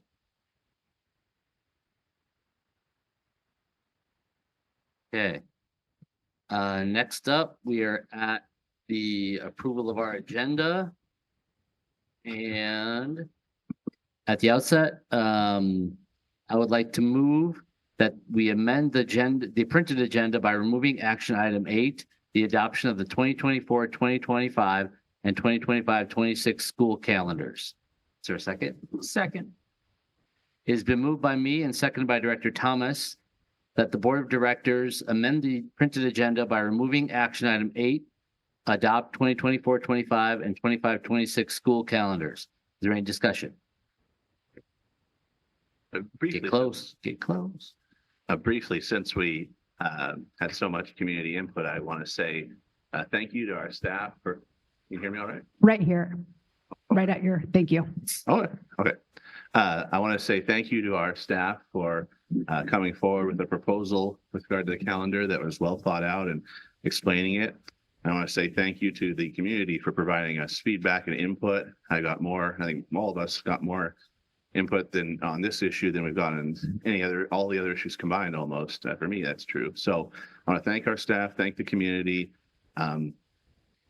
We're building a healthy community of trust where we work together collaboratively. And so I think this decision that Director Watson has moved is the wise one. And I also briefly want to say that in researching this, I found that an article from 9 years ago, from 2015, about what the dates of school starting would be. And Beth was quoted in that article as talking about what the school board in Hillsboro is going to do or not do. And so this is an issue that people have given a lot of thought to over a lot of time. And I'm looking forward to our superintendent leading a process over the next year to give continued thought to it. Any other comment, Monique? I have similar sentiment as well. I really appreciate the emails I received from the community, especially that they were very respectful and made their concerns known. And I really appreciate that. It caused me as well to do a lot more research in consideration of this proposal. So I thank you for that. I thank the staff again as well for the work and also answering all of my many, many questions. So thank you. Thank you all. I just also want to make sure I know that we have people watching our as well. Around. You can't hear me? Can you not?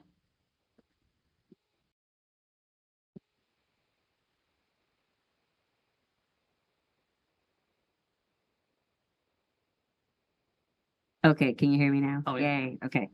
So I wanted to say that I am very appreciative of all the emails and comments. And to Monique's point, one of the things that I always appreciate about our community is the ability to disagree respectfully and remain cordial. And the other thing I appreciate about our staff as well is to always continue to learn and go back to the drawing board and how can we gather as much support as we can, especially when we're trying to be innovative, when we're trying to make changes and look at our future and our district also as let's try something and see if it works. And then if it doesn't, we'll go back to the drawing board and being open to change.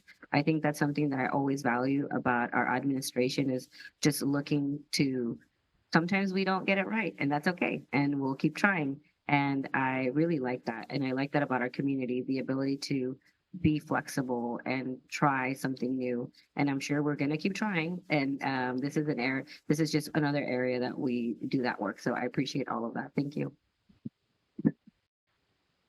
Other comments or questions? Yeah, I would also say this is probably not the last time we will visit this issue. I think it may still be a pre-Labor Day start may still be the right answer for our district, but I think there's more work to be done to make sure that everyone is on board with the way we're doing it. And I appreciate again, the efforts of the staff who probably felt a little bit worn out by the questions from the board over the past few days or past week or so, couple weeks. So appreciate everyone's ability to answer in timely fashion. And yes, I once again appreciate living in Hillsboro, well, in the HSD community, because now I actually do live in Hillsboro. And that we can disagree on things respectfully, continue to have civil conversations, and that some of the vitriol of the outside world doesn't seem to have infected us yet, which I appreciate. So I don't think this is the last time we're going to address this issue, and I hope, I think the plan is to put together a committee of community members, staff, and parents to ensure that whatever we think of it, so we're going to put forth post Labor Day start at the next meeting. So normally in February, so this hasn't derailed our adoption cycle. Normally in February we approve the calendar, so we'll still be approving the calendar at roughly the same time we have. It will only be a 1-year cycle with the hopes that we can convene a group to sort of discuss possible options going forward. So is there any other discussion on amending the agenda? Rose can call the roll, please. Aye. Erica Lopez. Aye. Patrick McGuire. Aye. Nancy Thomas. Aye. Monique Ward. Aye. Yvette Pantoja. Mark Watson. Aye. Motion carries. I now move that we approve the agenda as amended. It's been moved by me and seconded by Director Lopez that the Board of Directors approve the agenda as amended. Is there any discussion? Is there any objection? That motion carries. Next up is audience time. Do people signed up for audience time? Do not. Okay, I don't have to read that. Well, one last thing. Next up is the consent agenda. Would anybody like to make a motion? I move that the Board of Directors approve the consent agenda as printed. It has been moved by Director Lopez and seconded by Director Ward on the same microphone that the Board of Directors approve the consent agenda as printed. Is there any discussion? Is there any objection? Motion carries. All right, next up are reports and discussions, and we have some of our favorite things always. Course approvals and first reading where we get to hear about, I think it's what, 3 programs today? Is that right? Brooke, are you leading the presentation? All right.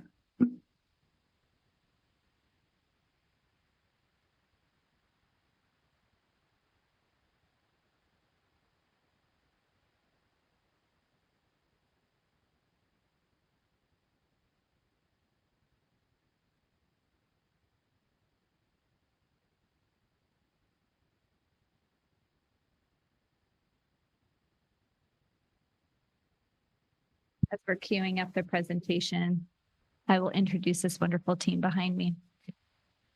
So tonight we do have 3 courses. 2 are in the International Baccalaureate series that is at Hillsboro High School. Our team tonight, there will be an introduction by the Director of Secondary Teaching and Learning, Becky Kingsmith. And then also we have Hill High Educators, IB Coordinator Ashley Clemens, and IB educator Carrie Weber. So they will be going over first the IB Environmental Systems and Societies, followed by the IB School Supported Self-Taught Language.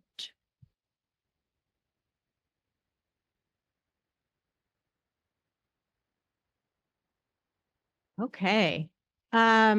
Just as we get started here, as we're waiting for the presentation to pop up, just as a reminder to our school board members, these are for courses that will be available for students to forecast for starting next school year. So the 2 IB courses. As Brooke shared, generally when we go through course proposal process, this means that the course is available to be taught at any of our high schools. But since IB in Hillsboro School District is unique to Hillsboro High School for the present time, that means that these courses would just be available to students at at Hillsboro High School. So I'm going to kick it over to Ashley Clemens to, she's going to do a quick overview kind of about IB, the International Baccalaureate Program, and then we'll get into the specific courses. Hello. So I don't quite know what's in this particular slide deck, so I'm just going to buy myself time. Okay, perfect. Here we go. I'm going to start on this one and then work backwards just a hair. So I think most of you might remember me coming for the last couple of years and talking about the IB. So I'm going to do like a quick little reminder about how IB is different than AP, which is maybe what is more familiar in our neck of the woods. So IB stands for International Baccalaureate. It is an internationally recognized and moderated curriculum that seeks to support students in their development as global citizens.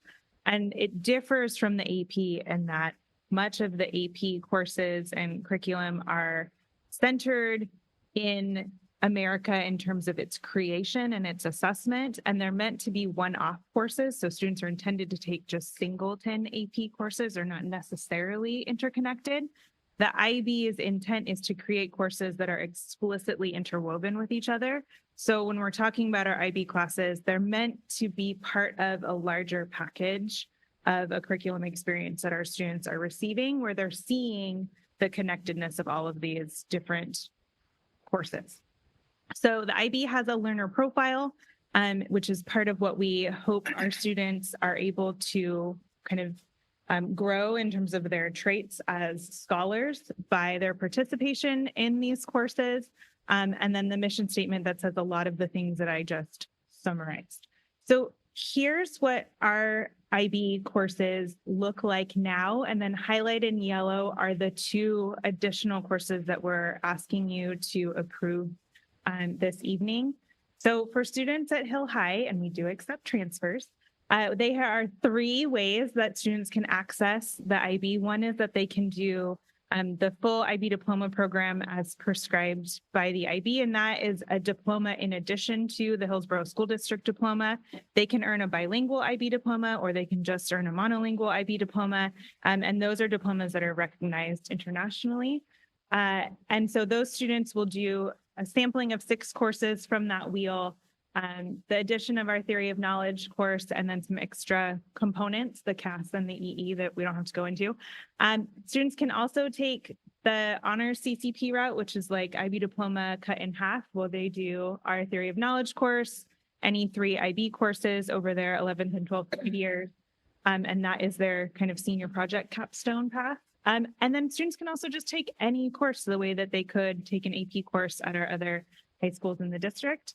So the courses we're going to talk about tonight fit into this access to IB in 2 different ways. So the one that Carrie is going to present with me first, the environmental systems and societies, you'll see in the bottom left as part of the sciences, the group 4, that is going to be open to everybody. The one that I'm going to talk about after, the SSST, I don't come up with these names, I apologize in advance. That one is just for the very small group of students who choose to do the full diploma. So I'm just going to have you hold those thoughts in your head while we go through this. So the environmental systems and societies we're looking at to add as part of our science offerings, and Carrie is our expert on it, so I'm going to let her talk about it. Okay, so the course will be a year-long course offered for 1 credit. At this time, it'll be an elective credit, or it can be the 4th credit for science for students who are going for their chancellor's diploma. And it, like we saw on the wheel with Ashley just a moment ago, it will count for the group 4 IB diploma requirement. Oops, I looked too far. So when we look at kind of the overview of the Environmental Systems and Societies course, you see the topics on the right hand of the slide, and you can see that the topics are very traditional topics, the ones you would expect to find in the environmental studies or environmental science course, things like ecosystems and ecology, biodiversity, water, soil, climate. The way that IB treats these topics through the objectives is really what kind of makes it unique.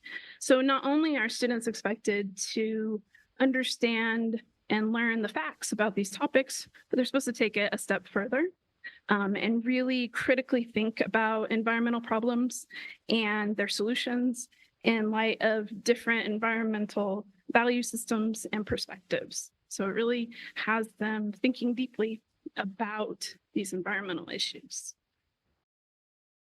When we look at the skills that IB expects students to use and build as part of the course, it aligns very well with those objectives. So we see, again, learning the facts and the concepts, then taking those facts and concepts and applying them to analyzing data and case studies, things like that, and then taking it one step further even more and evaluating, justifying, and synthesizing solutions to these environmental issues. Really looking not only at the global issues, but local issues as well. As with any IB course, there are assessments that the students will have to partake in. And there are 3 of them. The first one is an internal assessment that happens in the course that I would score according to the IB rubric. And that's really an investigation on a topic of their choosing, where they research and evaluate it. The other 2 are tests that are done external to the course. They're done at the school, just not part of the class. And the first one is a written analysis of a case study that they have to provide. That's a timed course assessment. And then the second one is a short answer kind of essay question type test where they're given 4 different topics and they choose 2 to write on. Again, as with any IB course, college credit can be earned. So when those assessments are scored, a score of 4 or higher will earn students 3 or 4 credits, depending on the college. And you can see it on the screen there, a list of credits offered by local colleges and universities for students who score a 4 or higher. So why is this class a good fit for Hill High? Right now, we kind of have an educational gap at Hill High. We don't offer a kind of a comprehensive environmental science course at this level, so it would fill that gap. It really allows students to delve into these environmental issues, to look at the impact that society has on the environment, and to really work on their problem solving and decision-making skills as we discuss potential solutions to these problems. Looking from a larger lens, studies have shown that when there is dedicated education on the environment in place, there is a decline in behaviors that negatively impact the environment, not just with the individuals who are subject to the education, but population-wide. So that information makes its way out to others in the population as friends and family become aware of the information those individuals share. And finally, this course would complement stuff that's already going on at Hill High. So there is the potential in the future to expand student science credit options by allowing alternative credit for biology by taking the course. This coursework connects with college career pathways at Hill High, specifically the public services and biotechnologies, and also other IB courses that are already offered, specifically the global politics and the language and literature. This course would also support the learning outcomes for Senate Bill 13, the Tribal History Initiative, and it kind of aids in the larger vision of the IB program by providing this standard level option, one-year course in science, kind of allows us to build a different course at the higher level.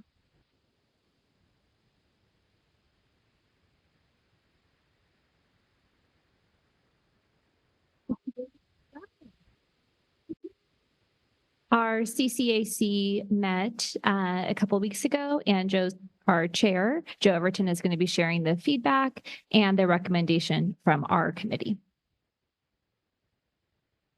Thanks. Good evening. Just a reminder that we do make available the notes from the discussion that we have in there, but we have a few questions and answers up there. I'm not going to read them to you tonight.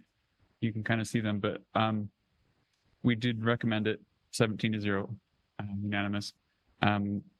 I just want to add that, you know, getting kids excited about STEM and science is a good thing. They had students actually asking for this kind of a course. So that sounds like a winning combination there to get more kids in STEM, which would be great. Also, there's plenty of jobs, and especially in Oregon, that are in this field. So this is a good opportunity. And yeah, we recommended it. Thank you. Now we'll move to any questions specific to the first IB course proposed tonight. Any questions from the board? Do all high schools have their own IB program?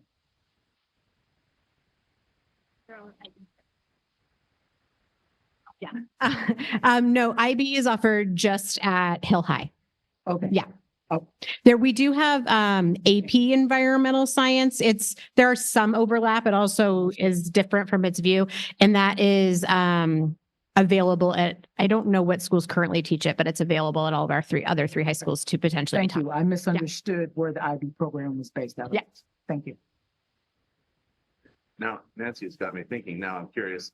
Do you happen to, off the top of your head, know? Oh, sorry. The microphones are working a little differently than normal, so apologies. Yes. Do you happen to know? Do we see a significant amount of or some people transferring, particularly to take advantage of IB? That's a great question. Ashley, do you know the number of transfers for our IB program? I mean, off the top of my head, for the last couple of years, I've had maybe 10-ish families a year reach out. I don't know how many of those have actually come all the way through, because I get them in all different grades, but we really see them start at 11. So I would say about 10 families reach out to me every year that we do forecasting That's at good to different know. ages. Yeah. Thank you. So based on Patrick's question, then you can't be at one high school and say, hey, I think I want to do this, but I want to stay at my high school. No.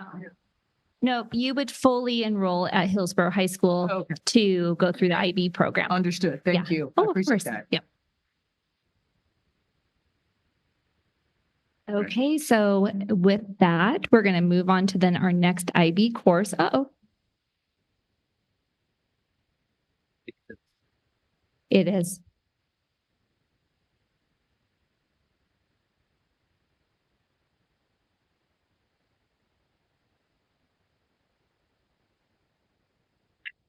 Oh, no.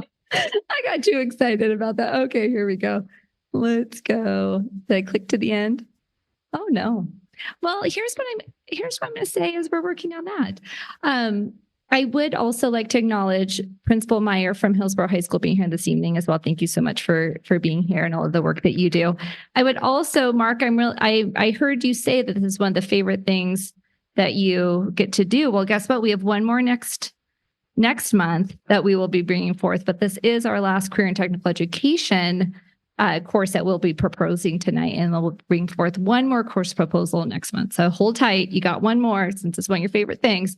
And with that, look at my filibuster. We are now to our second IB course, school-supported, self-taught language and lit. And Ashley's going to start us off with this one. Okay, hi again. So the IB is really wordy with its names, and we'll try to make this sound better when we package it for students and families. But for our purposes, we're going to call it SSST. I would use S3T, but that's a thing they already took in the district. So it's SSST. What you need to know is when you think back to that wheel, this is just for diploma kids. So we're not going to put this in the course catalog. It's not intended to go out to everyone because it's functionally an independent study. So when students, I don't know, this might be crazy to try to do. I'm going to filibuster. When students do the full diploma and they do all these 6 courses, in order to get the bilingual IB diploma, they need to do 2 A-level languages. So you see group 1 is A-level, group 2 is B languages. The A and B just kind of denotes fluency. So A is like a mother tongue native language. We have lots and lots of kiddos at Hill High who speak more than one language fluently. We offer English and Spanish already as language A courses, and I've had a few kids doing the IB diploma over the last couple of years ask me if there's a way where they could get their IB diploma and also honor what for them is a different mother tongue than we offer. So I have a student who's wanted to do it in Arabic, one who's wanted to do it in Vietnamese. The IB has a mechanism for that. It's this self-study course. And so my request to you is that we can put it on the books so that if I have a kiddo who wants to do that, we can transcript it for them. So the way that it will work, hang on, I got to cruise through 16 slides again, is that the students will take this course in conjunction with a existing course we have on campus. So I teach our Language A English course. And so if I have a student in my course who also is fluent in Arabic, I would kind of be their teacher of record for this self-study because the courses are very, very similar.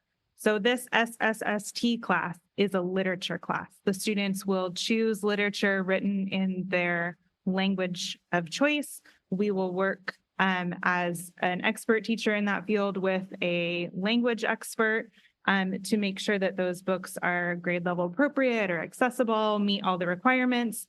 And then the student will get all the teaching, the skills for analysis and writing because they're concurrently enrolled in a class we already have on campus.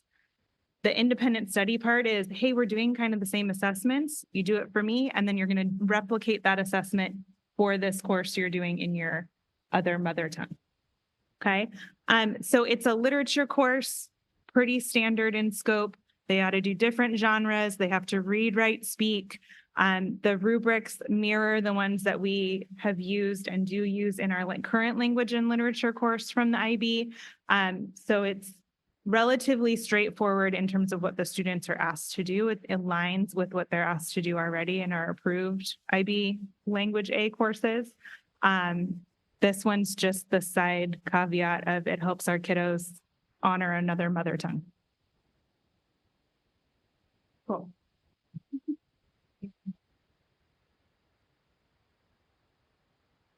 So again, I'm not going to read these questions, and we have notes that you can refer to, but I just wanted to add that one thing I was wondering about was this seems like a really neat opportunity for these students who have a language other than Spanish or English.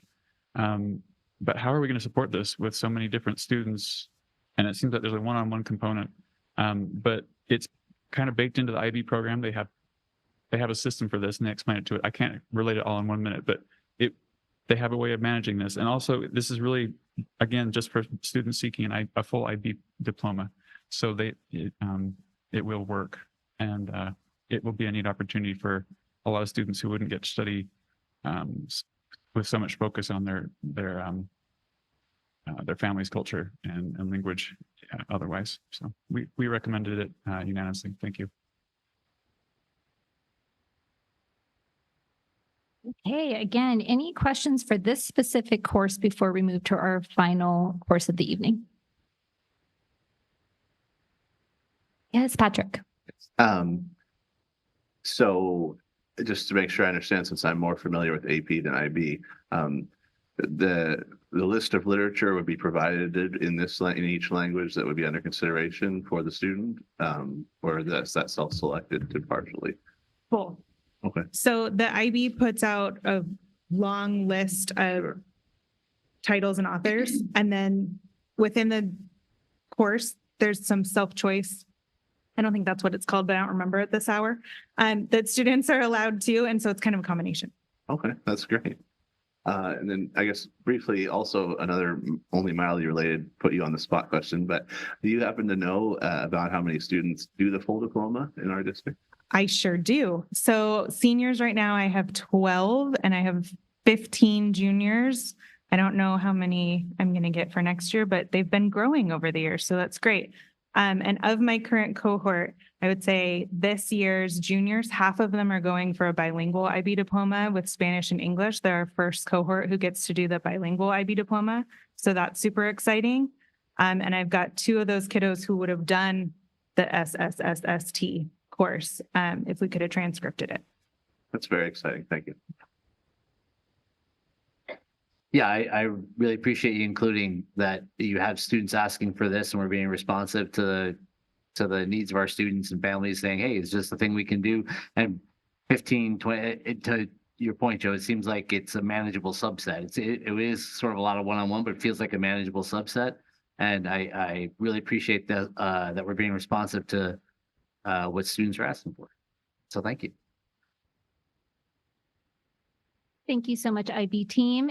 And next, we're going to have our career and technical education course proposal, which is on UAS operations for drones. That presentation is going to be shared by Coordinator Korean College Pathways, Melissa Pendergrass, and CTE educator, Sherry Brownlee. Brownlee. Thing that you did. Good evening, everyone. Thanks for having us tonight. The course that we're going to propose tonight is part of our aerospace program. I don't know that I can filibuster that well. Okay, great. The course that we'll propose tonight is part of our aerospace program. So that is one of our career and college pathways that is a career and technical education Perkins approved program by the state. We are also, this is timely, we're in our 4th year of that program. So we have our first cohort of seniors graduating from the aerospace program, and Sherry has been the instructor for that program since the first year. And that program is also one of our shuttle programs. As you know, it was built actually with the intention of being a district-wide program where we've wrapped in programs like biotech and metal processing at Glencoe to join that shuttle system. Our shuttle system was really developed with like aerospace in mind, knowing that was something we wanted all of our students to have access to district-wide. So keep in mind, this would be a course that is available to students across the district that are a part of the aerospace program. I'm now going to pass it off to Sherry because she is the expert and the one that really identified the need for this course for our students and can tell you the purpose, the opportunity it will afford our students, and how it will prepare them for post-secondary. Thank you. So this would be an additional course that would give students an opportunity to add to the courses that they're already taking. So a couple of things that we found out is that some students love aerospace, but they don't necessarily want to be up in the air.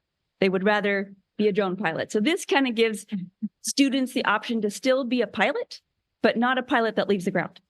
So, and we have identified that there's a huge need job-wise for students. They can actually get their license at 16, get a commercial drone license at 16, and earn some good money. So this would afford our students a job as well, a job opportunity. The description pretty much describes the course. The course is very similar to the pilot class. So those that are in the pilot side would be studying this anyways. So this is kind of a dual purpose for the pilot side, but allowing those that might not want to continue to still become pilots. What else? Talked about the job. I think that's good. Here's a local industry outlook for salary for average salary for the pilot side and the mechanic side. This is going up every year. A typical drone pilot at 16, you could probably be earning about $40 an hour. There's a lot of opportunity right now in our community to get these kinds of jobs. Go ahead. So here's our intro class is a requirement for all the classes.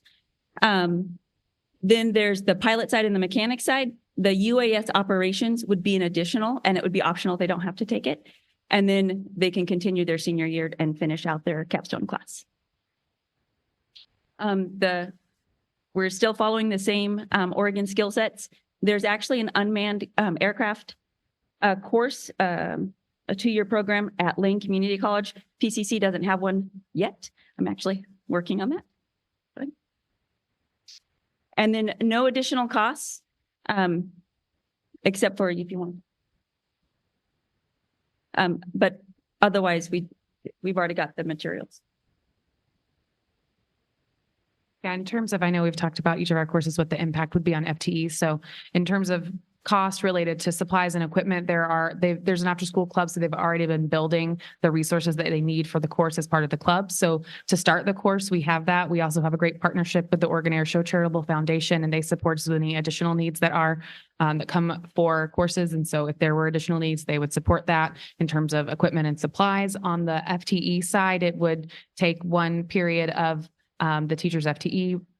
So far to this point, we've had a program development period built in because this is a very big program with a lot of pieces and puzzle. It's a puzzle to fit together with partners. So we've had time built in for Sherry to manage those pieces. But now with a full cohort going through, we anticipate we can push that back to be more of a classroom-led period. So if the students speak at forecasting and say, yes, we would like the drones course, then we would be able to fit that into the schedule without needing additional FTE.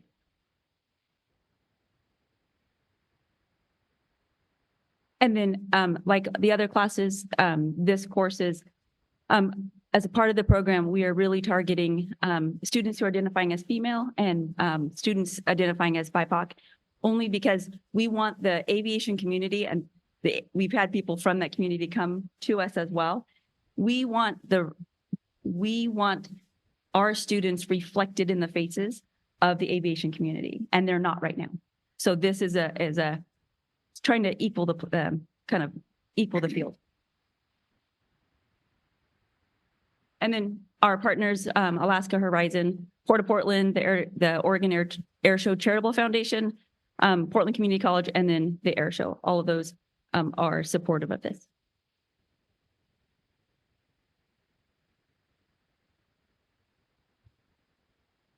So again, we have some questions here you can read, and we recommended this one unanimously. The way we had some adult committee members saying they wanted to sign up for this course made me wonder if that could become a problem if it's so popular. But just a reminder, this is a little bit down in the program, right? So there's some preliminary courses they need to take, right? So it's not, it may raise some interest in the program, which is great, but it's not like it'll work.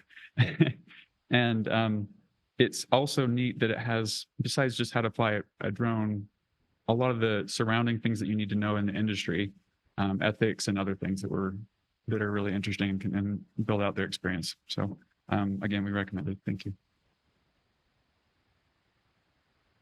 Questions from the board? Yes. Actually, I wanted to know, can I learn how to fly a drone?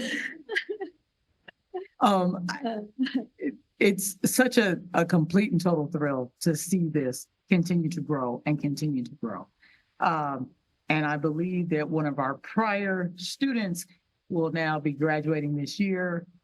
She's at Liberty, and yes, and it's been a thrill to see her come through the program, and I can't wait to give her her diploma this year, and I'm totally jazzed. I just have one request. We got to get them up in the air and allow them and their families to allow them to sign the waiver and let them do what they want to do at the air show. Let's make it happen. I'm working on it. Thank you. I could also tell you that as we walk out tonight, I was going to update Sherry that I had a meeting with the air show today about how to get students in the air starting in the spring. So it's very top of our priorities. Thank you. This is a Hillsboro High School, right? It's all the high schools. So all? I thought it was just the one. So all the students get bused to me at the airport. My classroom's at the airport. It's not at a high school. Oh, so the club you were talking about, is that at the airport as well, or? The club, so we have different flights at the high schools, and it's right now we have 3 of the high schools that have aerospace clubs. And those are sometimes it's during lunch, sometimes it's after school, sometimes it's before school. Those are at the high schools because everything comes down to transportation. Okay. Yeah. Well, if one of these clubs is doing something really interesting, feel free to shoot our board secretary a note so she can let us know, because I'd be interested in going out visiting, and just it sounds like such an interesting program. Whenever you want to visit, there's always something interesting going on at the airport. Well, Either in the classroom or outside. Yeah. And the classroom is beautiful. Yeah, we had a grand opening for the classroom a couple of years ago. Was that right before COVID? Right before COVID, maybe. Yeah, the community came together. It's the former radio station, and the community really came together and said, we need this program, and they just built it. They just tore it apart, and community built the program. And it's a great example of public-private partnership where the district worked with the community to make this happen. It's fantastic. And yeah, I'll also raise as the owner of an FAA registered drone who is not commercially certified, recreational flights outside the 5 mile. Yeah, very, very strict about where you can fly. But yeah, very exciting to see this program. Sure. Last I thing. just want to make a comment to go ahead. No. I was just going to say the last thing I wanted to say was please let us know if they're able to get in the air for the spring. We really appreciate that. So yes, we're working on both discovery flights in the air, and we're also in conversations about scholarships. Trying to get kids for their first solo. And just so everybody knows, because we're on the topic, we're in the former radio station because the Port of Portland partnered with us and the Airshow Foundation in order to basically allow us to have a classroom at the terminal of the airport. And then it was the Rotary Club and retired folks, contractors who've outfitted the whole classroom that you can see there, and it looks out on the landing strips there at the airport. And just to recognize Sherry's the founding teacher and pioneer risk taker who changed what she does as a teacher to figure out how to teach aviation mechanical, and figured out how to do all this for us. So deep appreciation for you, Sherry. Thank you very much. And one of the first things I noticed when I was in the classroom is that the teaching area and students face away from the window, because otherwise they'd be looking at airplanes taking off all day long. So there's a lot of support for the program, even outside of our partners. So even like I will call the tower and ask them to flash us light gun signals, and they'll do it. So it is really a tight knit community that we are a part of. So great. I'm with Nancy. Can I fly a drone? Anybody can fly. To be legal, you should probably take the class. In closing, in honor of board recognition, thank you so much for all of your engaging questions, your enthusiasm along the months of our course proposals, and the support that you provide. So thank you. These will be up for a period of review, and then we'll go into our action item next month for these 3 courses. So thank you again. And also in honor of CTE Educator Month next month, Sherry is a phenomenal CTE representative and our community support as well around career and technical education. So this is a great example of that. So thank you to all tonight for presenting, and thank you again. Thank you. Our next agenda item is the financial report, which is in your packet. Michelle, do you have anything else you want to highlight here today?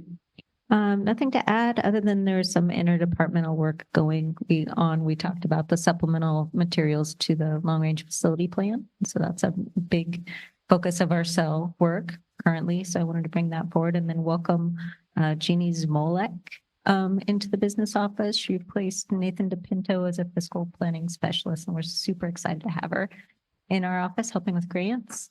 And I'm happy to answer any questions you might have. Questions for Michelle this month? Okay. We've reached the action item portion of our agenda. The first action item involves intent to purchase for the print shop. Does Jordan have a microphone? Yep. Yeah, retooling the print shop, basically replacing all the devices in there. So happy to answer any questions. Somebody have questions for Jordan? Anybody like to make a motion? I move that the Board of Directors acknowledge the notice of intent to purchase print shop equipment from Canon Solutions America Incorporated by use of the Omnia Partnership Cooperative Purchasing Agreement under the authority of the State of Oregon ORS 279A.215 permissive cooperative procurements. Second. It's been moved by Director McGuire and seconded by Director Ward that the Board of Directors acknowledge the notice of intent to purchase print shop equipment from Canon Solutions America, Inc. by use of the Omnia Partnership Cooperative Purchasing Agreement under the authority of the State of Oregon, ORS 279A.215, permissive cooperative procurements. Is there any discussion? Rose, can you call the roll, please? Sheehan Kim. Aye. Erica Lopez. Aye. Patrick McGuire. Aye. Nancy Thomas. Aye. Monique Ward. Aye. Yvette Pantoja. Mark Watson. Aye. Motion carries. Next up is approve the course proposals that were on first reading. Just quick note, do we often just do these in consent agenda, or do we always like call them out specifically after we always call them out? Okay. All right. All right. I think we have 3 motions that we have to do each separately. So would anybody like to make the first motion? I move that the Board of Directors approve the proposed course Animal Lab 1. Second. It's been moved by Director Lopez and seconded by Director Pantoja that the Board of Directors approve the proposed course Animal Lab 1. Is there any further discussion? Thorough presentation last time. Rose, can you call the roll, please? Sheehan Kim. Aye. Erica Lopez. Aye. Patrick McGuire. Aye. Nancy Thomas. Aye. Monique Ward. Aye. Yvette Pantoja. Mark Watson. Aye. Motion carries. Next up. I move that the Board of Directors approve the proposed course Animal Lab 2. Second.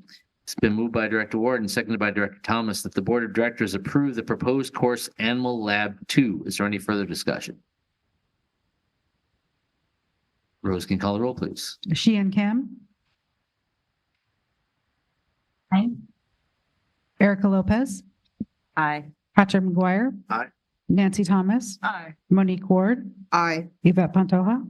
Mark Watson. Aye. Motion carries. Last course approval. I move that the Board of Directors approve the proposed course Medical Technologies Lab.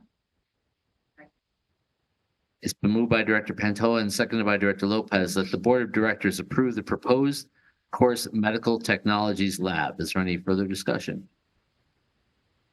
Rose, can you call the roll, please? Sheehan Kim. Aye. Erica Lopez. Aye. Patrick McGuire. Aye. Nancy Thomas. Aye. Monique Ward, Aye. Yvette Pantoja, Mark Watson. Aye. Motion carries. Not quite the same, but in the similar vein of curriculum adoption, right? Anything to add, Brooke, or presentation was pretty thorough last time? The presentation was very thorough and there was no questions since the period of time that we presented. All right. Is there anybody like to make a motion? I move that the Board of Directors approve the proposed systematic ELD curriculum. Second. It's been moved by Director Lopez and seconded by Director Thomas that the Board of Directors approve the proposed systematic ELD curriculum. Is there any further discussion? Patrick? Yes, I appreciate that this is going to provide some support for our educators that they didn't have previously. And so thank you for the good work in getting that in place. Rose, can you call the roll, please? Sheehan Kim, Aye. Erica Lopez, Aye. Patrick McGuire, Aye. Nancy Thomas, Aye. Monique Ward, Aye. Yvette Pantoja, Mark Watson. Aye. Motion carries. Next up, the approval of a district radio procurement. Saida, do you have anything to add? No, only that this request is an outcome of a comprehensive review of the inventory of our radios in the district, not only radios, but infrastructure as well as accessories. And we are overdue to do a full replacement. So that's the request in front of you. Any questions? I noticed in the packet that the fourth bullet said that this provides reliable communications in most buildings. So what happens with the other buildings where this is not maybe so reliable? If there are other measures in place to compensate? Yeah, we currently have a mixture of UHF and VHF radios, and some of our buildings are more receptible to the VHF radios. And so for the ones that it would be beneficial to have UHF, that's where it would have the biggest impact. Great, thank you. Other questions? Just more generally, I mentioned this to Travis earlier, like if it feels like we're approving individual purchase things more frequently lately, is that partly like inflation has pushed things above the threshold where it takes board action? It feels unusual. Is there any context anybody can add to that? Thank you, Chair Watson. I will answer that. I think that, through the bond where we've done the bulk of our purchasing of things, we had construction management handling that on our behalf. So they had outsourced that to Cornerstone. So we didn't see quite as much of that as we will moving forward. So I'm just making sure that you guys get your eyes on anything that's over that $150,000 threshold as our policy states. So trying to be better at bringing that forward. All right. Any other questions? Yes, thank you, Chair Watson, for asking that. I was thinking that, and I hadn't gotten a chance to articulate it, but that totally makes sense. In addition, I wanted to make sure that the ask that you made for the new radios, is that gonna complete both the VHF and UHF and VHF. Yes, those two. Is it gonna combine both? Is it gonna include? Correct. So that we can deal with all of this? Okay. Correct. Thank you. Yeah. Thank you for reading my mind. That's scary. So it's basically like a complete replacement of our radio system. It's a complete replacement of the radio's infrastructure and accessories. Gotcha. All right. Any other questions? I don't think we did the motion. We're just at questions. Would anybody like to make the motion? Sure. I move that the Board of Directors approve the procurement of handheld radios from Silk at an estimated cost not to exceed $400,000. Second. Who wants it? It's been moved by Director McGuire and seconded by Director Ward that the Board of Directors approve the procurement of handheld radios from Silk or Silky? Silk? Sure. All right. At an estimated cost not to exceed $400,000. Is there any further discussion? Rose, can you please call the roll? Sheehan Kim. Aye. Erica Lopez, Aye. Patrick McGuire. Aye. Nancy Thomas, Aye. Monique Ward, Aye. Yvette Pantoja, Mark Watson. Aye. Motion carries. Next up is a little bit of an unusual one. Michelle, are you going to add a little context for this one? I tried to describe in the situation page exactly what's going on. We had some new legislation passed, and it has a requirement that school districts partner with sponsors of enterprise zones to collect what's called a school support fee. I've kind of re-engineered it a little bit to be more kind of labeled what it actually is. So it's an enterprise zone assessment. And in that we're requested by the city to pick what we're going to charge, a minimum of 15%, a maximum of 30%, so that they can incorporate that into those new enterprise zone agreements that they're making with landowners and taxpayers. So the legislation is effective January 1st. This assessment won't be in effect until the 4th and 5th year of the enterprise zone. So for us, the soonest we could expect to see revenue from this would be 2027. I kind of described in here how any revenue we receive would be considered local revenue. And so whatever we collect, our state school fund will be reduced by the same amount. So there's not really much of a gain here locally by doing this, just some additional administrative work. So that's this assessment. There's not really a choice right now whether or not we can do it. So thank you for supporting the effort. There was a lot of great emails and conversation around it. So I do hope that there are maybe some rule changes coming forward to better guide this work. So it's a new bill from the 2023 full session. Yes. That went into effect January 1st. Yes, House Bill 2009. And it's required by us, whether we want to or not. Yep. Any other questions? Yeah.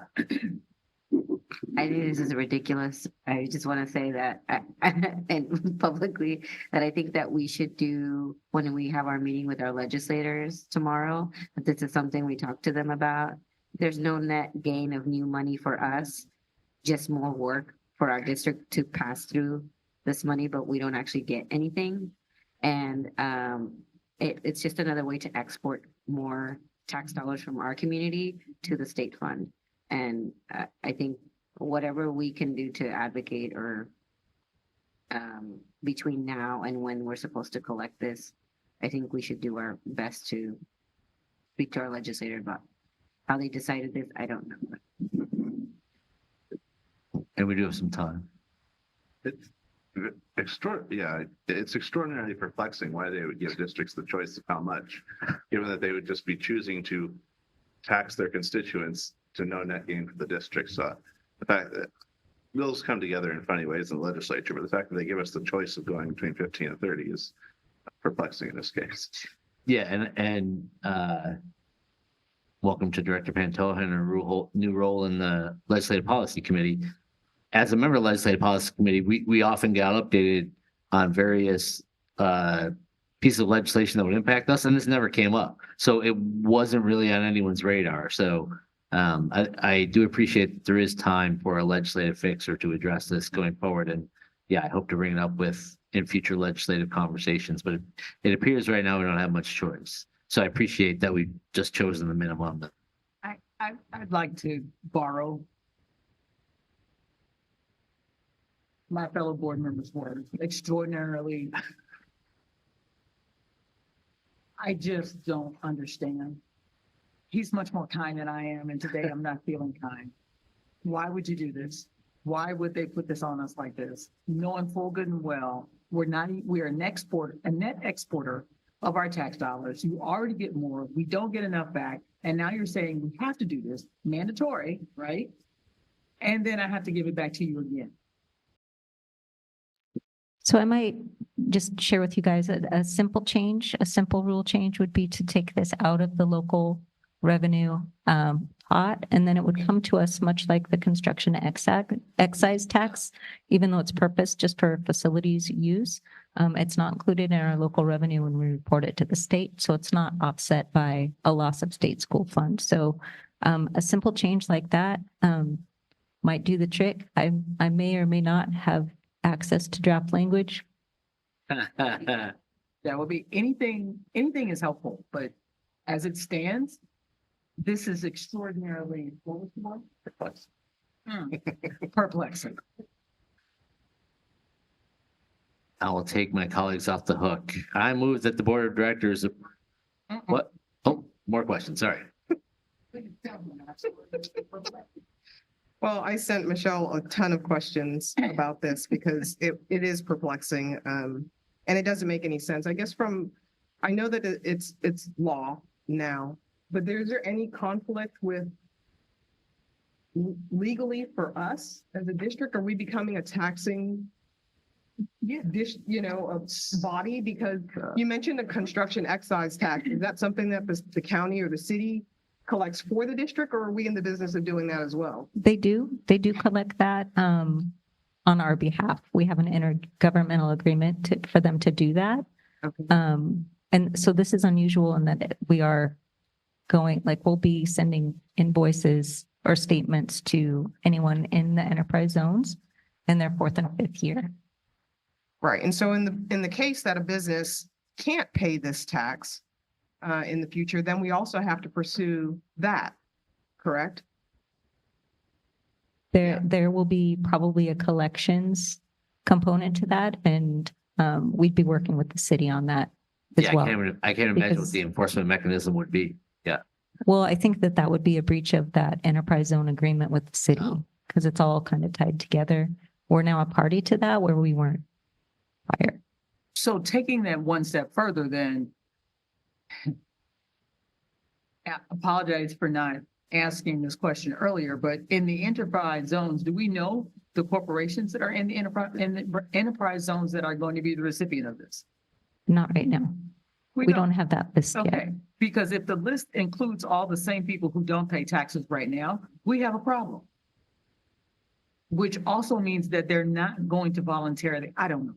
Sorry, I'm going to keep my frustration to myself. Thank you, legislature. Okay, I have. The way you explained it was so clear, I didn't even think to ask this, but now I'm going to ask this. What would be the consequence of us not adopting this and taking no action? It's legislation. The city came to us asking because they have to incorporate the language into their enterprise agreements. So that's what prompted us to bring this forward. We would not adopt something. I do appreciate the long lead time and the opportunity to addend agreements between now and when collections actually take place. So I felt that was okay, but we, as a partner, we're supposed to provide that information to them, whether it was anywhere between 15 and 30%. So We didn't follow the law. I respect that. in response to a legislative change, the city has asked us to enact this. Yeah. Okay. And I would say that they know that this is, I'm not gonna use the word, but Perplexing. ridiculous. But in order for our business community to take advantage of the enterprise zone and the CHIPS Acts and all of those things, they have to be able to do this. So we don't want to trip that up, but I think on the other side, we need to do our job in advocating against this. Yeah. I move that the board of directors approve the enterprise zone assessment resolution set at the minimum 15% rate effective January 1st, 2024. It's been, was that Director Lopez? Been moved by me and seconded by Director Lopez that the board of directors approve the enterprise zone assessment resolution set at the minimum 15% rate effective January 1st, 2024. Is there any further discussion? Thank you for being so thorough, Michelle. Rose, can you please call the roll? Sheehan Kim, Aye. Erica Lopez, Aye. Patrick McGuire. Aye. Nancy Thomas. Monique Ward, Aye. Yvette Pantoja. Mark Watson. Aye. Motion carries. Next up, elevator at Glencoe. Anything to add? Nothing to add. I tried to put as much information in the situation page to give a good description of what needs to be done at Glencoe. And it's It's a series of elevators. It's the second out of a series that over the course of the next several years are going to be due for modernization. So this is number 2. Any questions?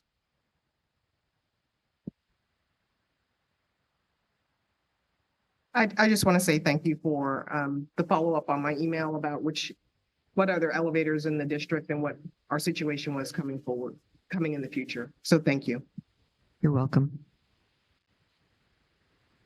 Would anybody like to make a motion?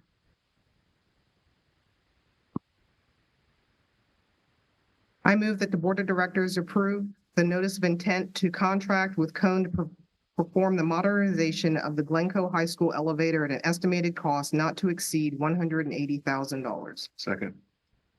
It's been moved by Director Ward and seconded by Director McGuire that the Board of Directors approve the notice of intent to contract with Cone to perform the modernization of the Glencoe High School elevator at an estimated cost not to exceed $180,000. Rose, can you call the roll? Oh, is there any further discussion?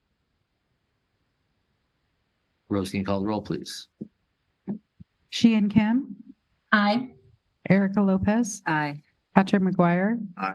Nancy Thomas. Aye. Monique Ward. Aye. Yvette Pantoja. Mark Watson. Aye. Motion carries. Next up, you got a lot tonight, Saida, huh? All right. HVAC at Liberty? HVAC at Liberty is due for an overhaul, complete overhaul. And so I think it speaks to what Michelle was talking about earlier. So these are some things that didn't come through the bond, and that now we need to address them over the course of the next years.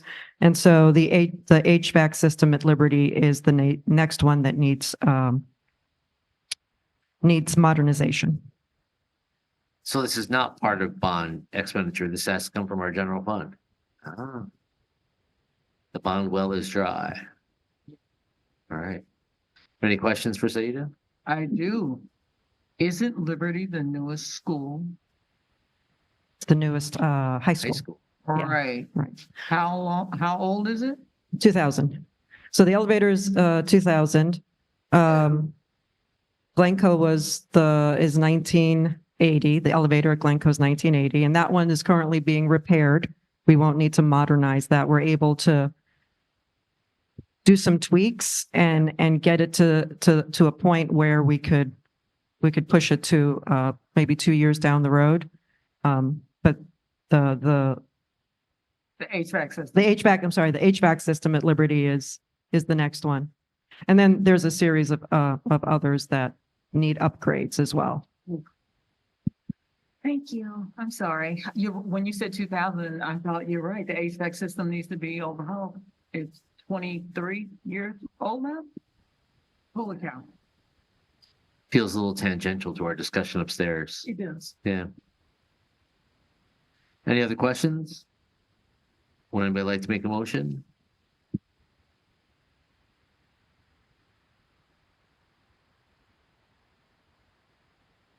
Okay. I move that the Board of Directors acknowledge the notice of intent to contract with an energy service company, ESCO, for the Liberty High School HVAC control system replacement at an estimated cost of $1,500,000. Second. It's been moved by Director McGuire and seconded by Director Pantoja that the Board of Directors acknowledge the notice of intent to contract with an energy services company, ESCO, for the Liberty High School HVAC control system replacement at an estimated cost of $1,500,000. Is there any further discussion?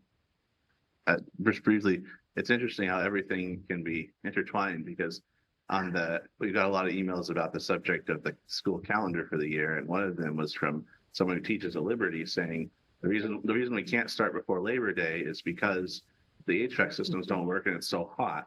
So that concern is being addressed. Good. I feel dull in that I didn't notice this ahead of time. Is ESCO the company we're hiring, or we're still figuring out which company we're going to hire now that we allocated $1.5 million? is an energy service company. And energy services company. Yes, and there's a number of service companies, and so we're going to be putting out an RFP to select a service company. Currently, we're looking at Amoresco as one of those, but that's going forward this week. Okay. Any other questions? That was discussion time. So Rose, can you call the rolls, please? Sheehan Kim, Aye. Erica Lopez, Aye. Patrick McGuire, Aye. Nancy Thomas, Aye. Monique Ward, Aye. Yvette Pantoja, Mark Watson. Aye. Motion carries. Related question, Michelle, I'm guessing we didn't have 1.5 general million set aside for something like this. With the bond dollars expiring, do we have sort of facilities maintenance as a category in our ongoing future budgets Yeah, that we- like they we weren't in actually- previous ones? We actually have some energy trust incentives that are Oh. going to offset partially the cost of this. Also, Senate Bill 1149 dollars, which are the public purpose charges that we get from the PGE bills. Those are also going to fund this. And then the purpose of using an ESCO is that they provide guaranteed cost savings based on the upgrades that they're going to do. So they'll come in and do an assessment. They'll provide a proposal for the project. And then if you move forward with that proposal, they guarantee that you will save a certain amount over time. And so I want to say the simple payback was 16 years, which qualifies it under Senate Bill 1149 dollars. Okay. So it's pretty budget neutral because it's an energy project and designed with the use of a company like this. We have done them before. Thanks. So, is this same program going to be used for the other three high schools? Because if Liberty is the newest one and we're on 2024, that means that everybody else's HVAC system is just as old. Now, Hill High just got the big redo under the bond, so they're done. But I guess what I'm asking is, are we going to know what else is coming up? 1.5 million, quite frankly, is a steal for that size of a building and to come up with an HVAC. I'm familiar enough to understand that. But 1.5 million times 4 is a different story. And so I guess what I'm trying to understand is, will we have a little bit of a heads up about what's coming down the pike? Because if that's your newest school and they need a new system and we've only had another one done, that leaves 2 more. That is part of our long-range facility plan. Those supplemental materials I was referring to earlier, facilities and fields and technology and transportation. So HVAC is a mechanical system of a building that is included in that initial assessment report. Got it. It'll be in the interim. Okay, thank you. And we do have a timeline and a plan, and we know which schools are the ones that are coming up. So we have Century after that, and Tobias, and the district office. I don't know if you've noticed, sometimes it's cold, sometimes it's hot. So this is noticed. also on the list. Okay, okay. And Yeah, I I've apologize. I noticed. don't want you to think that you didn't, I know you already knew that. I just wasn't aware of. There's a whole lot of HVAC systems coming due. Listen. Thank you.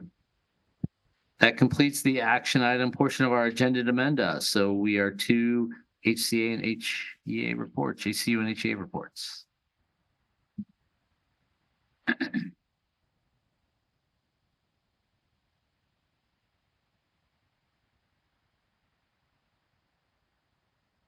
Good evening, Chair Watson, Vice Chair Pantoja, fellow board members, Superintendent Ryman, and administrative leaders. My name is Mary Kay Babcock. My pronouns are she, her, ea.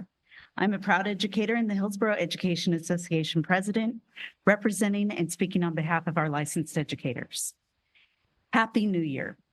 We hope everyone enjoyed their winter break and winter break 2.0. We appreciate the district taking proactive measures to keep our staff, students, and their families safe during the recent weather event. We hope everyone was able to maintain power and avoid property damage. Due to Governor Kotek declaring a state of emergency, our OEA president, Reed Scott Schwalbach, has enacted the OEA Relief Fund Policy 6002B. HEA is working to get more information on the criteria, the qualifications for this funding, so we can potentially support members who were affected last week. Thank you to our facilities, maintenance, and custodial crews that helped keep our buildings and campuses maintained and ready for everyone's safe return. Hopefully, there will be no more snow days. Knock on wood. However, if there are, we hope that we can partner with the school district to find creative solutions to avoid extending the school year. Our educators are working harder than ever this week, getting our students back on track and ready for final assessments as we're quickly facing the end of the first semester. As a host parent, I'm pleased to learn of the credit crunch supports that our high schools are providing our students to have a successful conclusion to the term. Last week, we celebrated Dr. Martin Luther King Jr. This holiday was on his actual birthday this year, January 15th. Dr. King was not only a champion for civil rights, he was also a prominent leader in the labor movement. As we commensurate his tireless efforts toward justice, equality, and unity, it is essential to acknowledge the impact his ideals have had on various aspects of our society, including education. In 1964, 4 years before his death, he accepted the John Dewey Award from the United Federation of Teachers. In that speech, he says the following words that sound all too familiar to present day.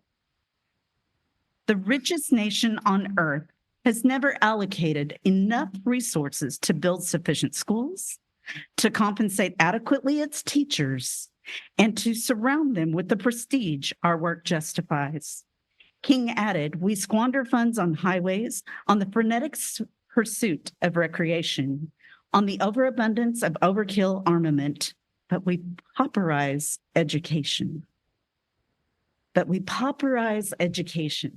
At the beginning of the school year, I spoke at the new hire breakfast and the all-staff kickoff event.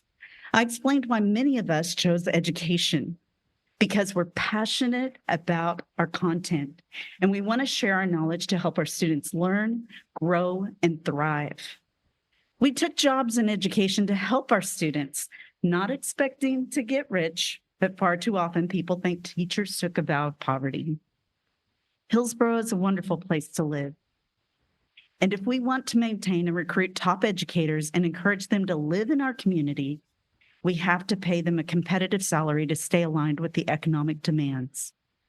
We must demand that our education systems be funded beyond the current service level, which simply isn't enough to meet the needs of our staff and students.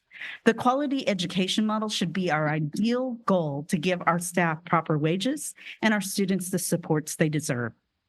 We hope that we can partner with you and encourage our legislators to reevaluate school funding.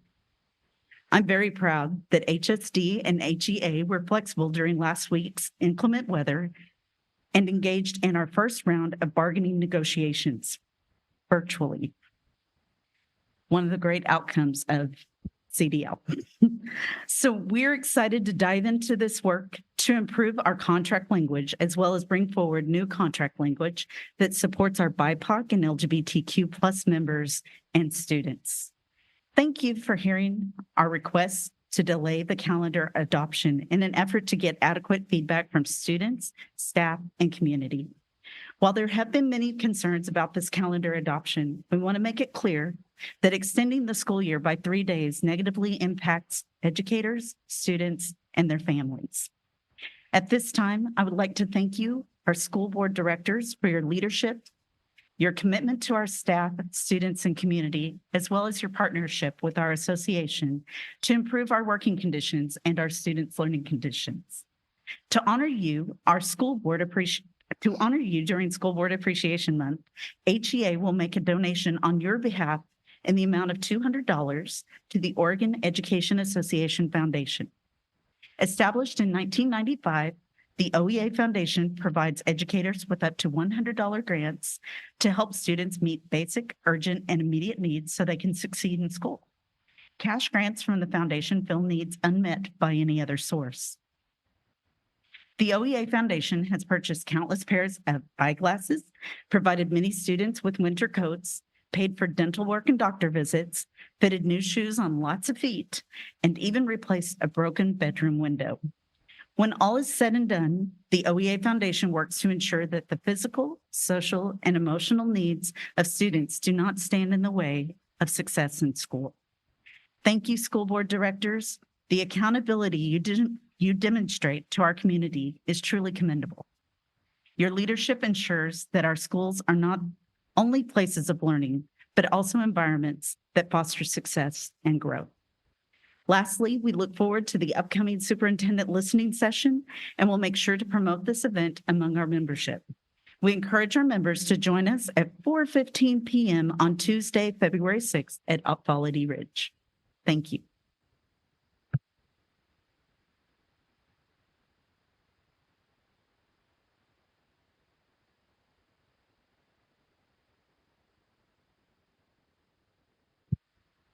Good evening, School Board, Chair Watson, Superintendent Ryman, student representatives, and cabinet members. My name is Kara Hartzell. I am the bargaining officer for Hillsboro Classified United, and as always, it is a pleasure to be here with you tonight. Like Mary Kay, I'd like to start this evening by acknowledging the incredible work performed last week by our essential employees in custodial services, facilities, nutrition services, and transportation. We're grateful for our classified staff who braved the snow and the ice to clear sidewalks, remove debris, repair burst pipes, and ensure our buildings and equipment remained operational in the midst of a winter storm.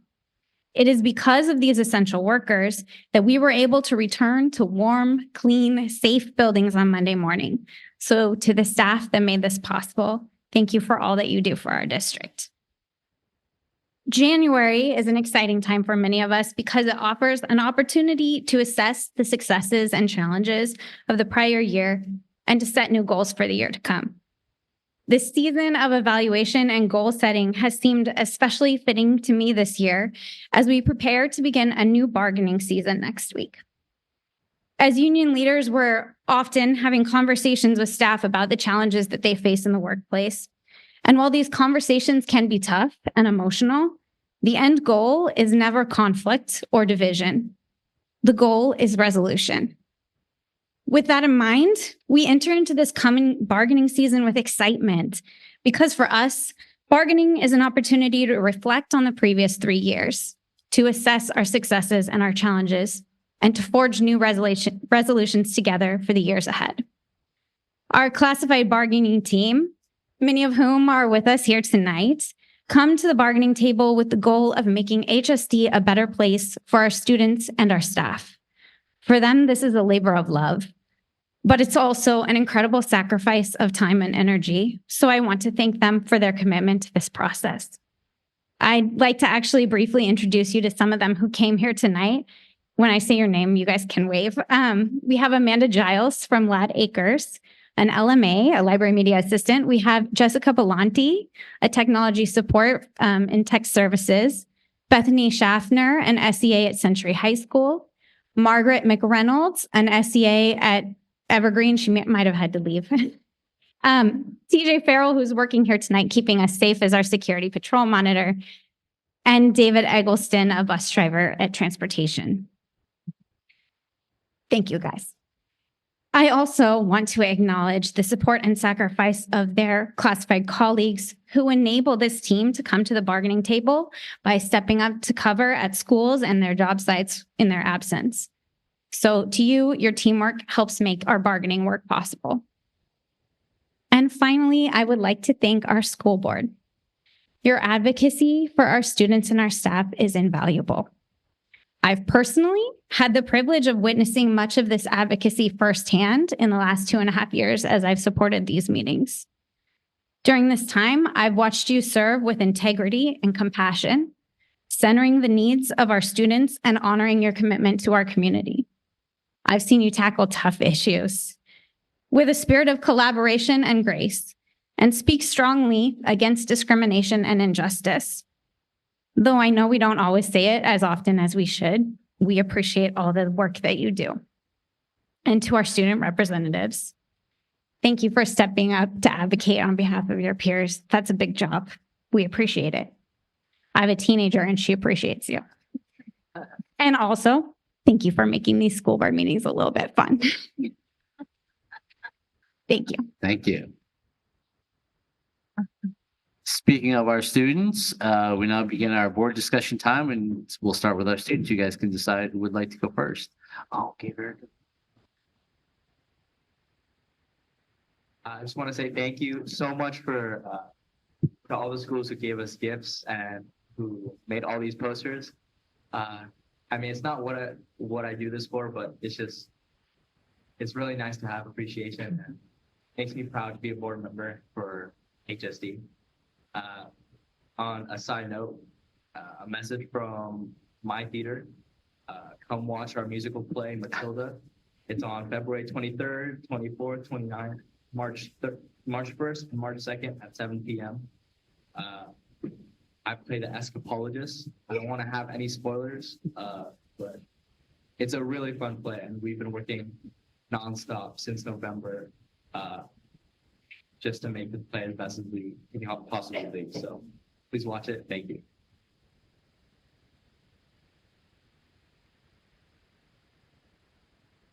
You know, I usually have something to say. I appreciate the gifts like a lot. Like it, Mark kind of hinted to it upstairs.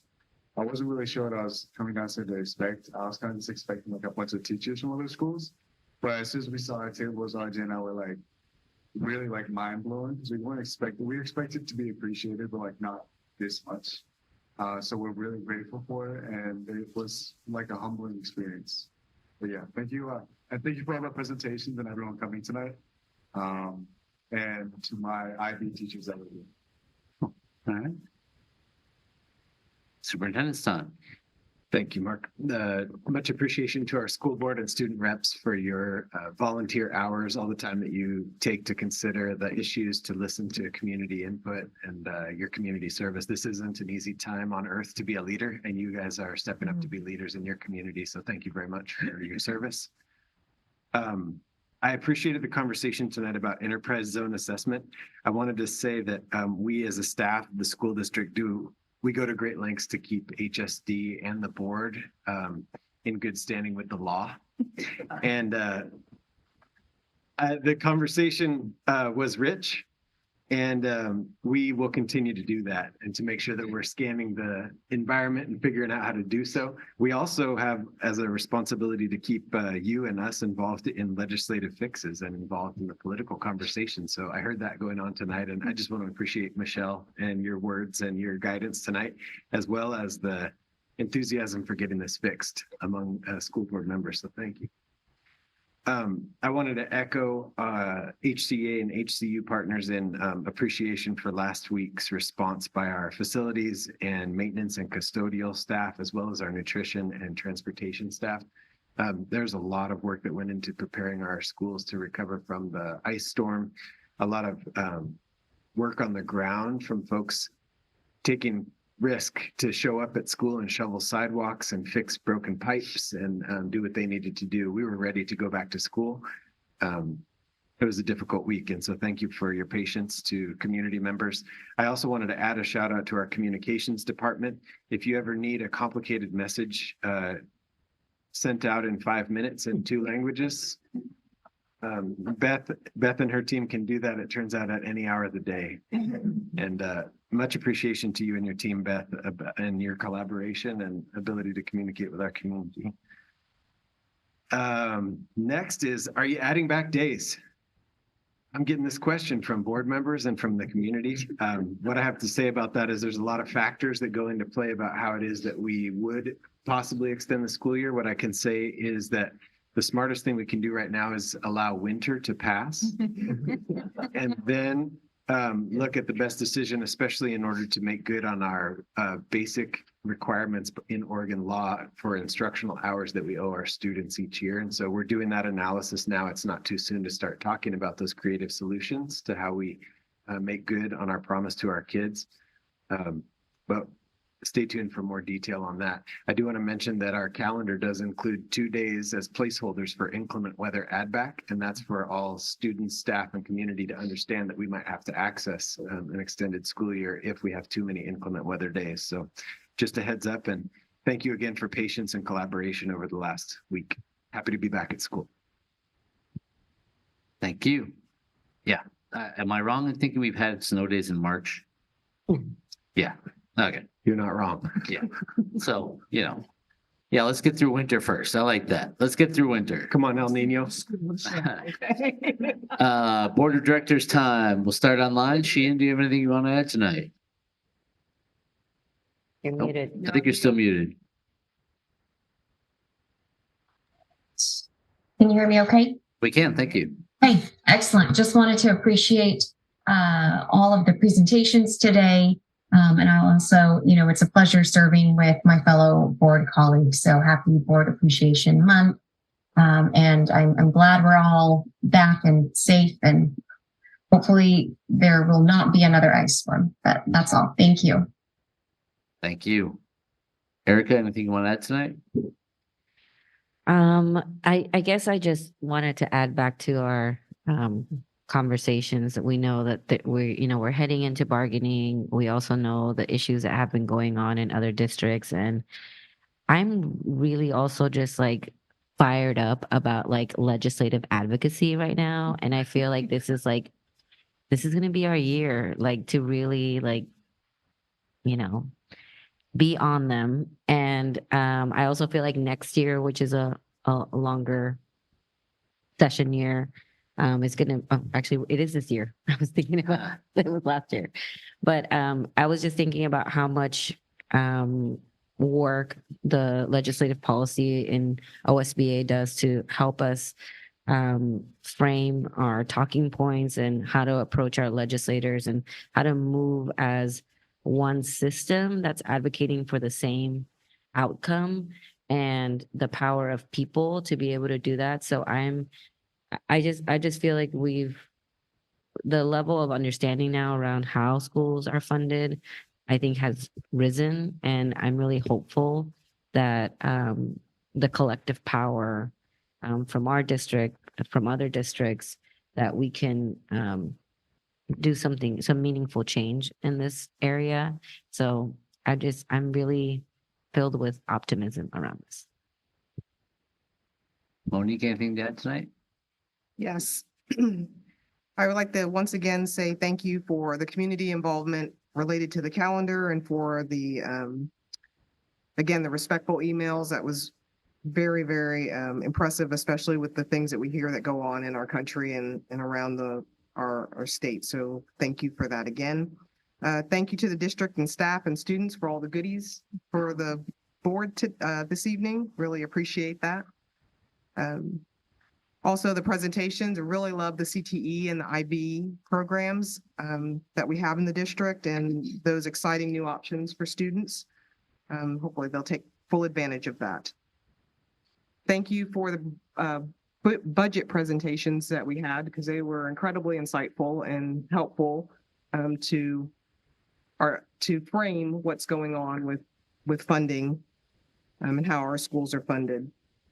Also want to say thank you to Rose and the tech team. You guys do so much work behind the scenes for us to facilitate these meetings, so thank you for that.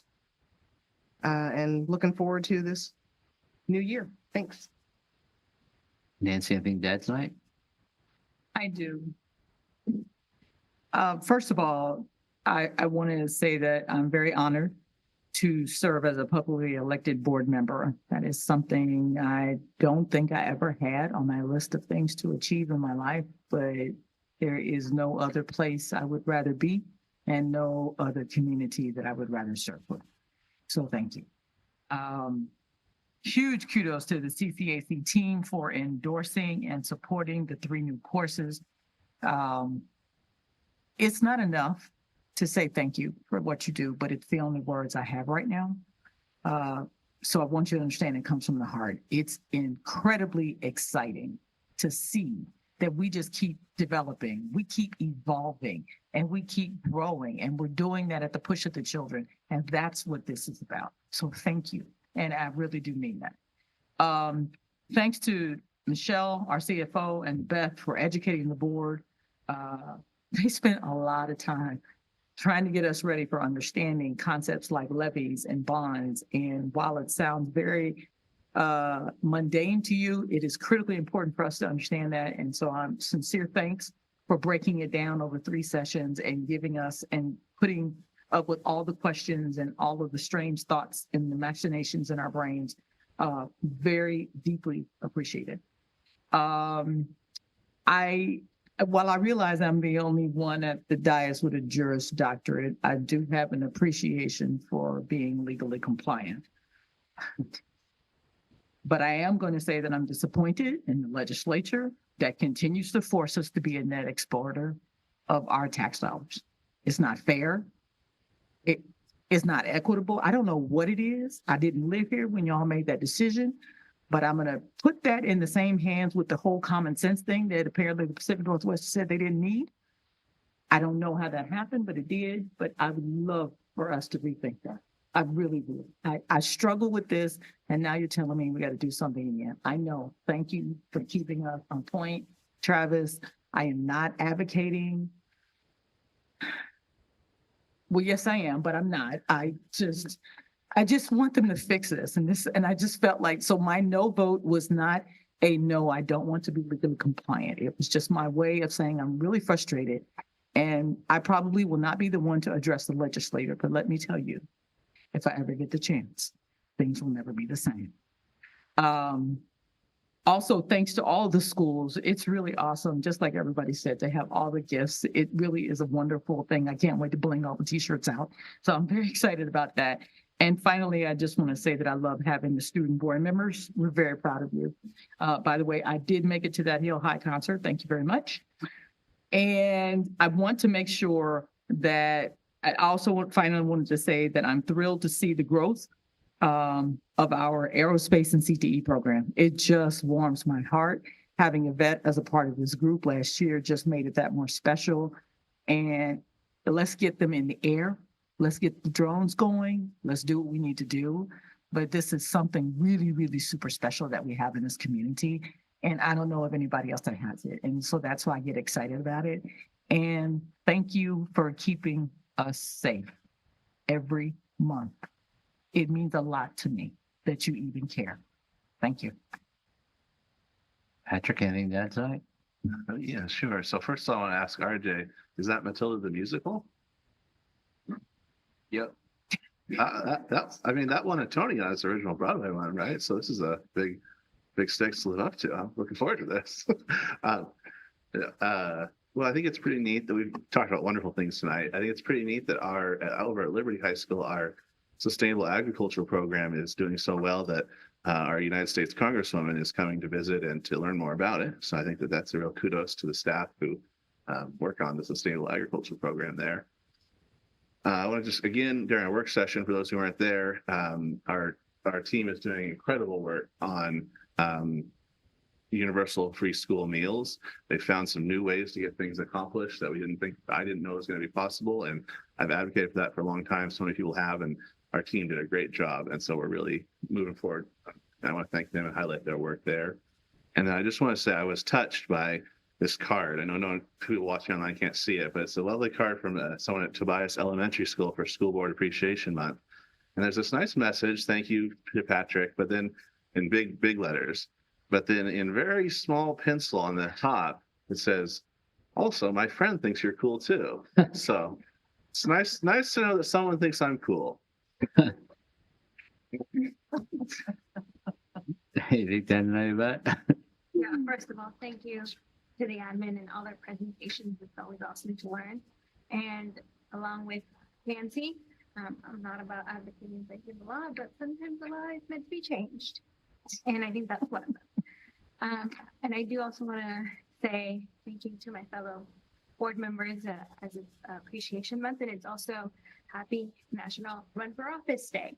So thank you for stepping up to the plate, because it's no feat to run a campaign and to put yourself out there. So thank you for that. Thanks. All right. I'm surprised how they didn't have an event to plug, but okay, there you go. Maybe next time. Yes, thank you all for thanks up all our facilities folks for making it safe for us to return to our buildings. Such a great job. And way to be flexible to everyone. the virtualization of things is something our technology department has done a great job. We've been hybrid since COVID, and it seems to work pretty fluidly and seamlessly for us. To echo Mary Kay's point, I was very appreciative we were able to shift gears and continue to have our bargaining session this week and utilizing virtualization. I don't love having to put up a fake background though, because my hair looks terrible on a fake background. But all right, right? It's the whole thing. Yeah. It just doesn't work for me. But I'm glad we were able to do it anyway. And yes, my heart overflows with joy from I don't do this for the shirts, but it's a pretty good perk, and the hats and candy and outpouring of appreciate and I appreciate all my colleagues, and yeah, I think anyone who serves in a leadership capacity, I think you learn pretty quickly that if you're doing it well, it probably makes you a better person. So I thank the community for the opportunity to help me become a better person. So hope to see many of my colleagues tomorrow night. So we have an opportunity to talk to legislators one-on-one and in small group sessions tomorrow evening at that direction, Northwest Regional ESD.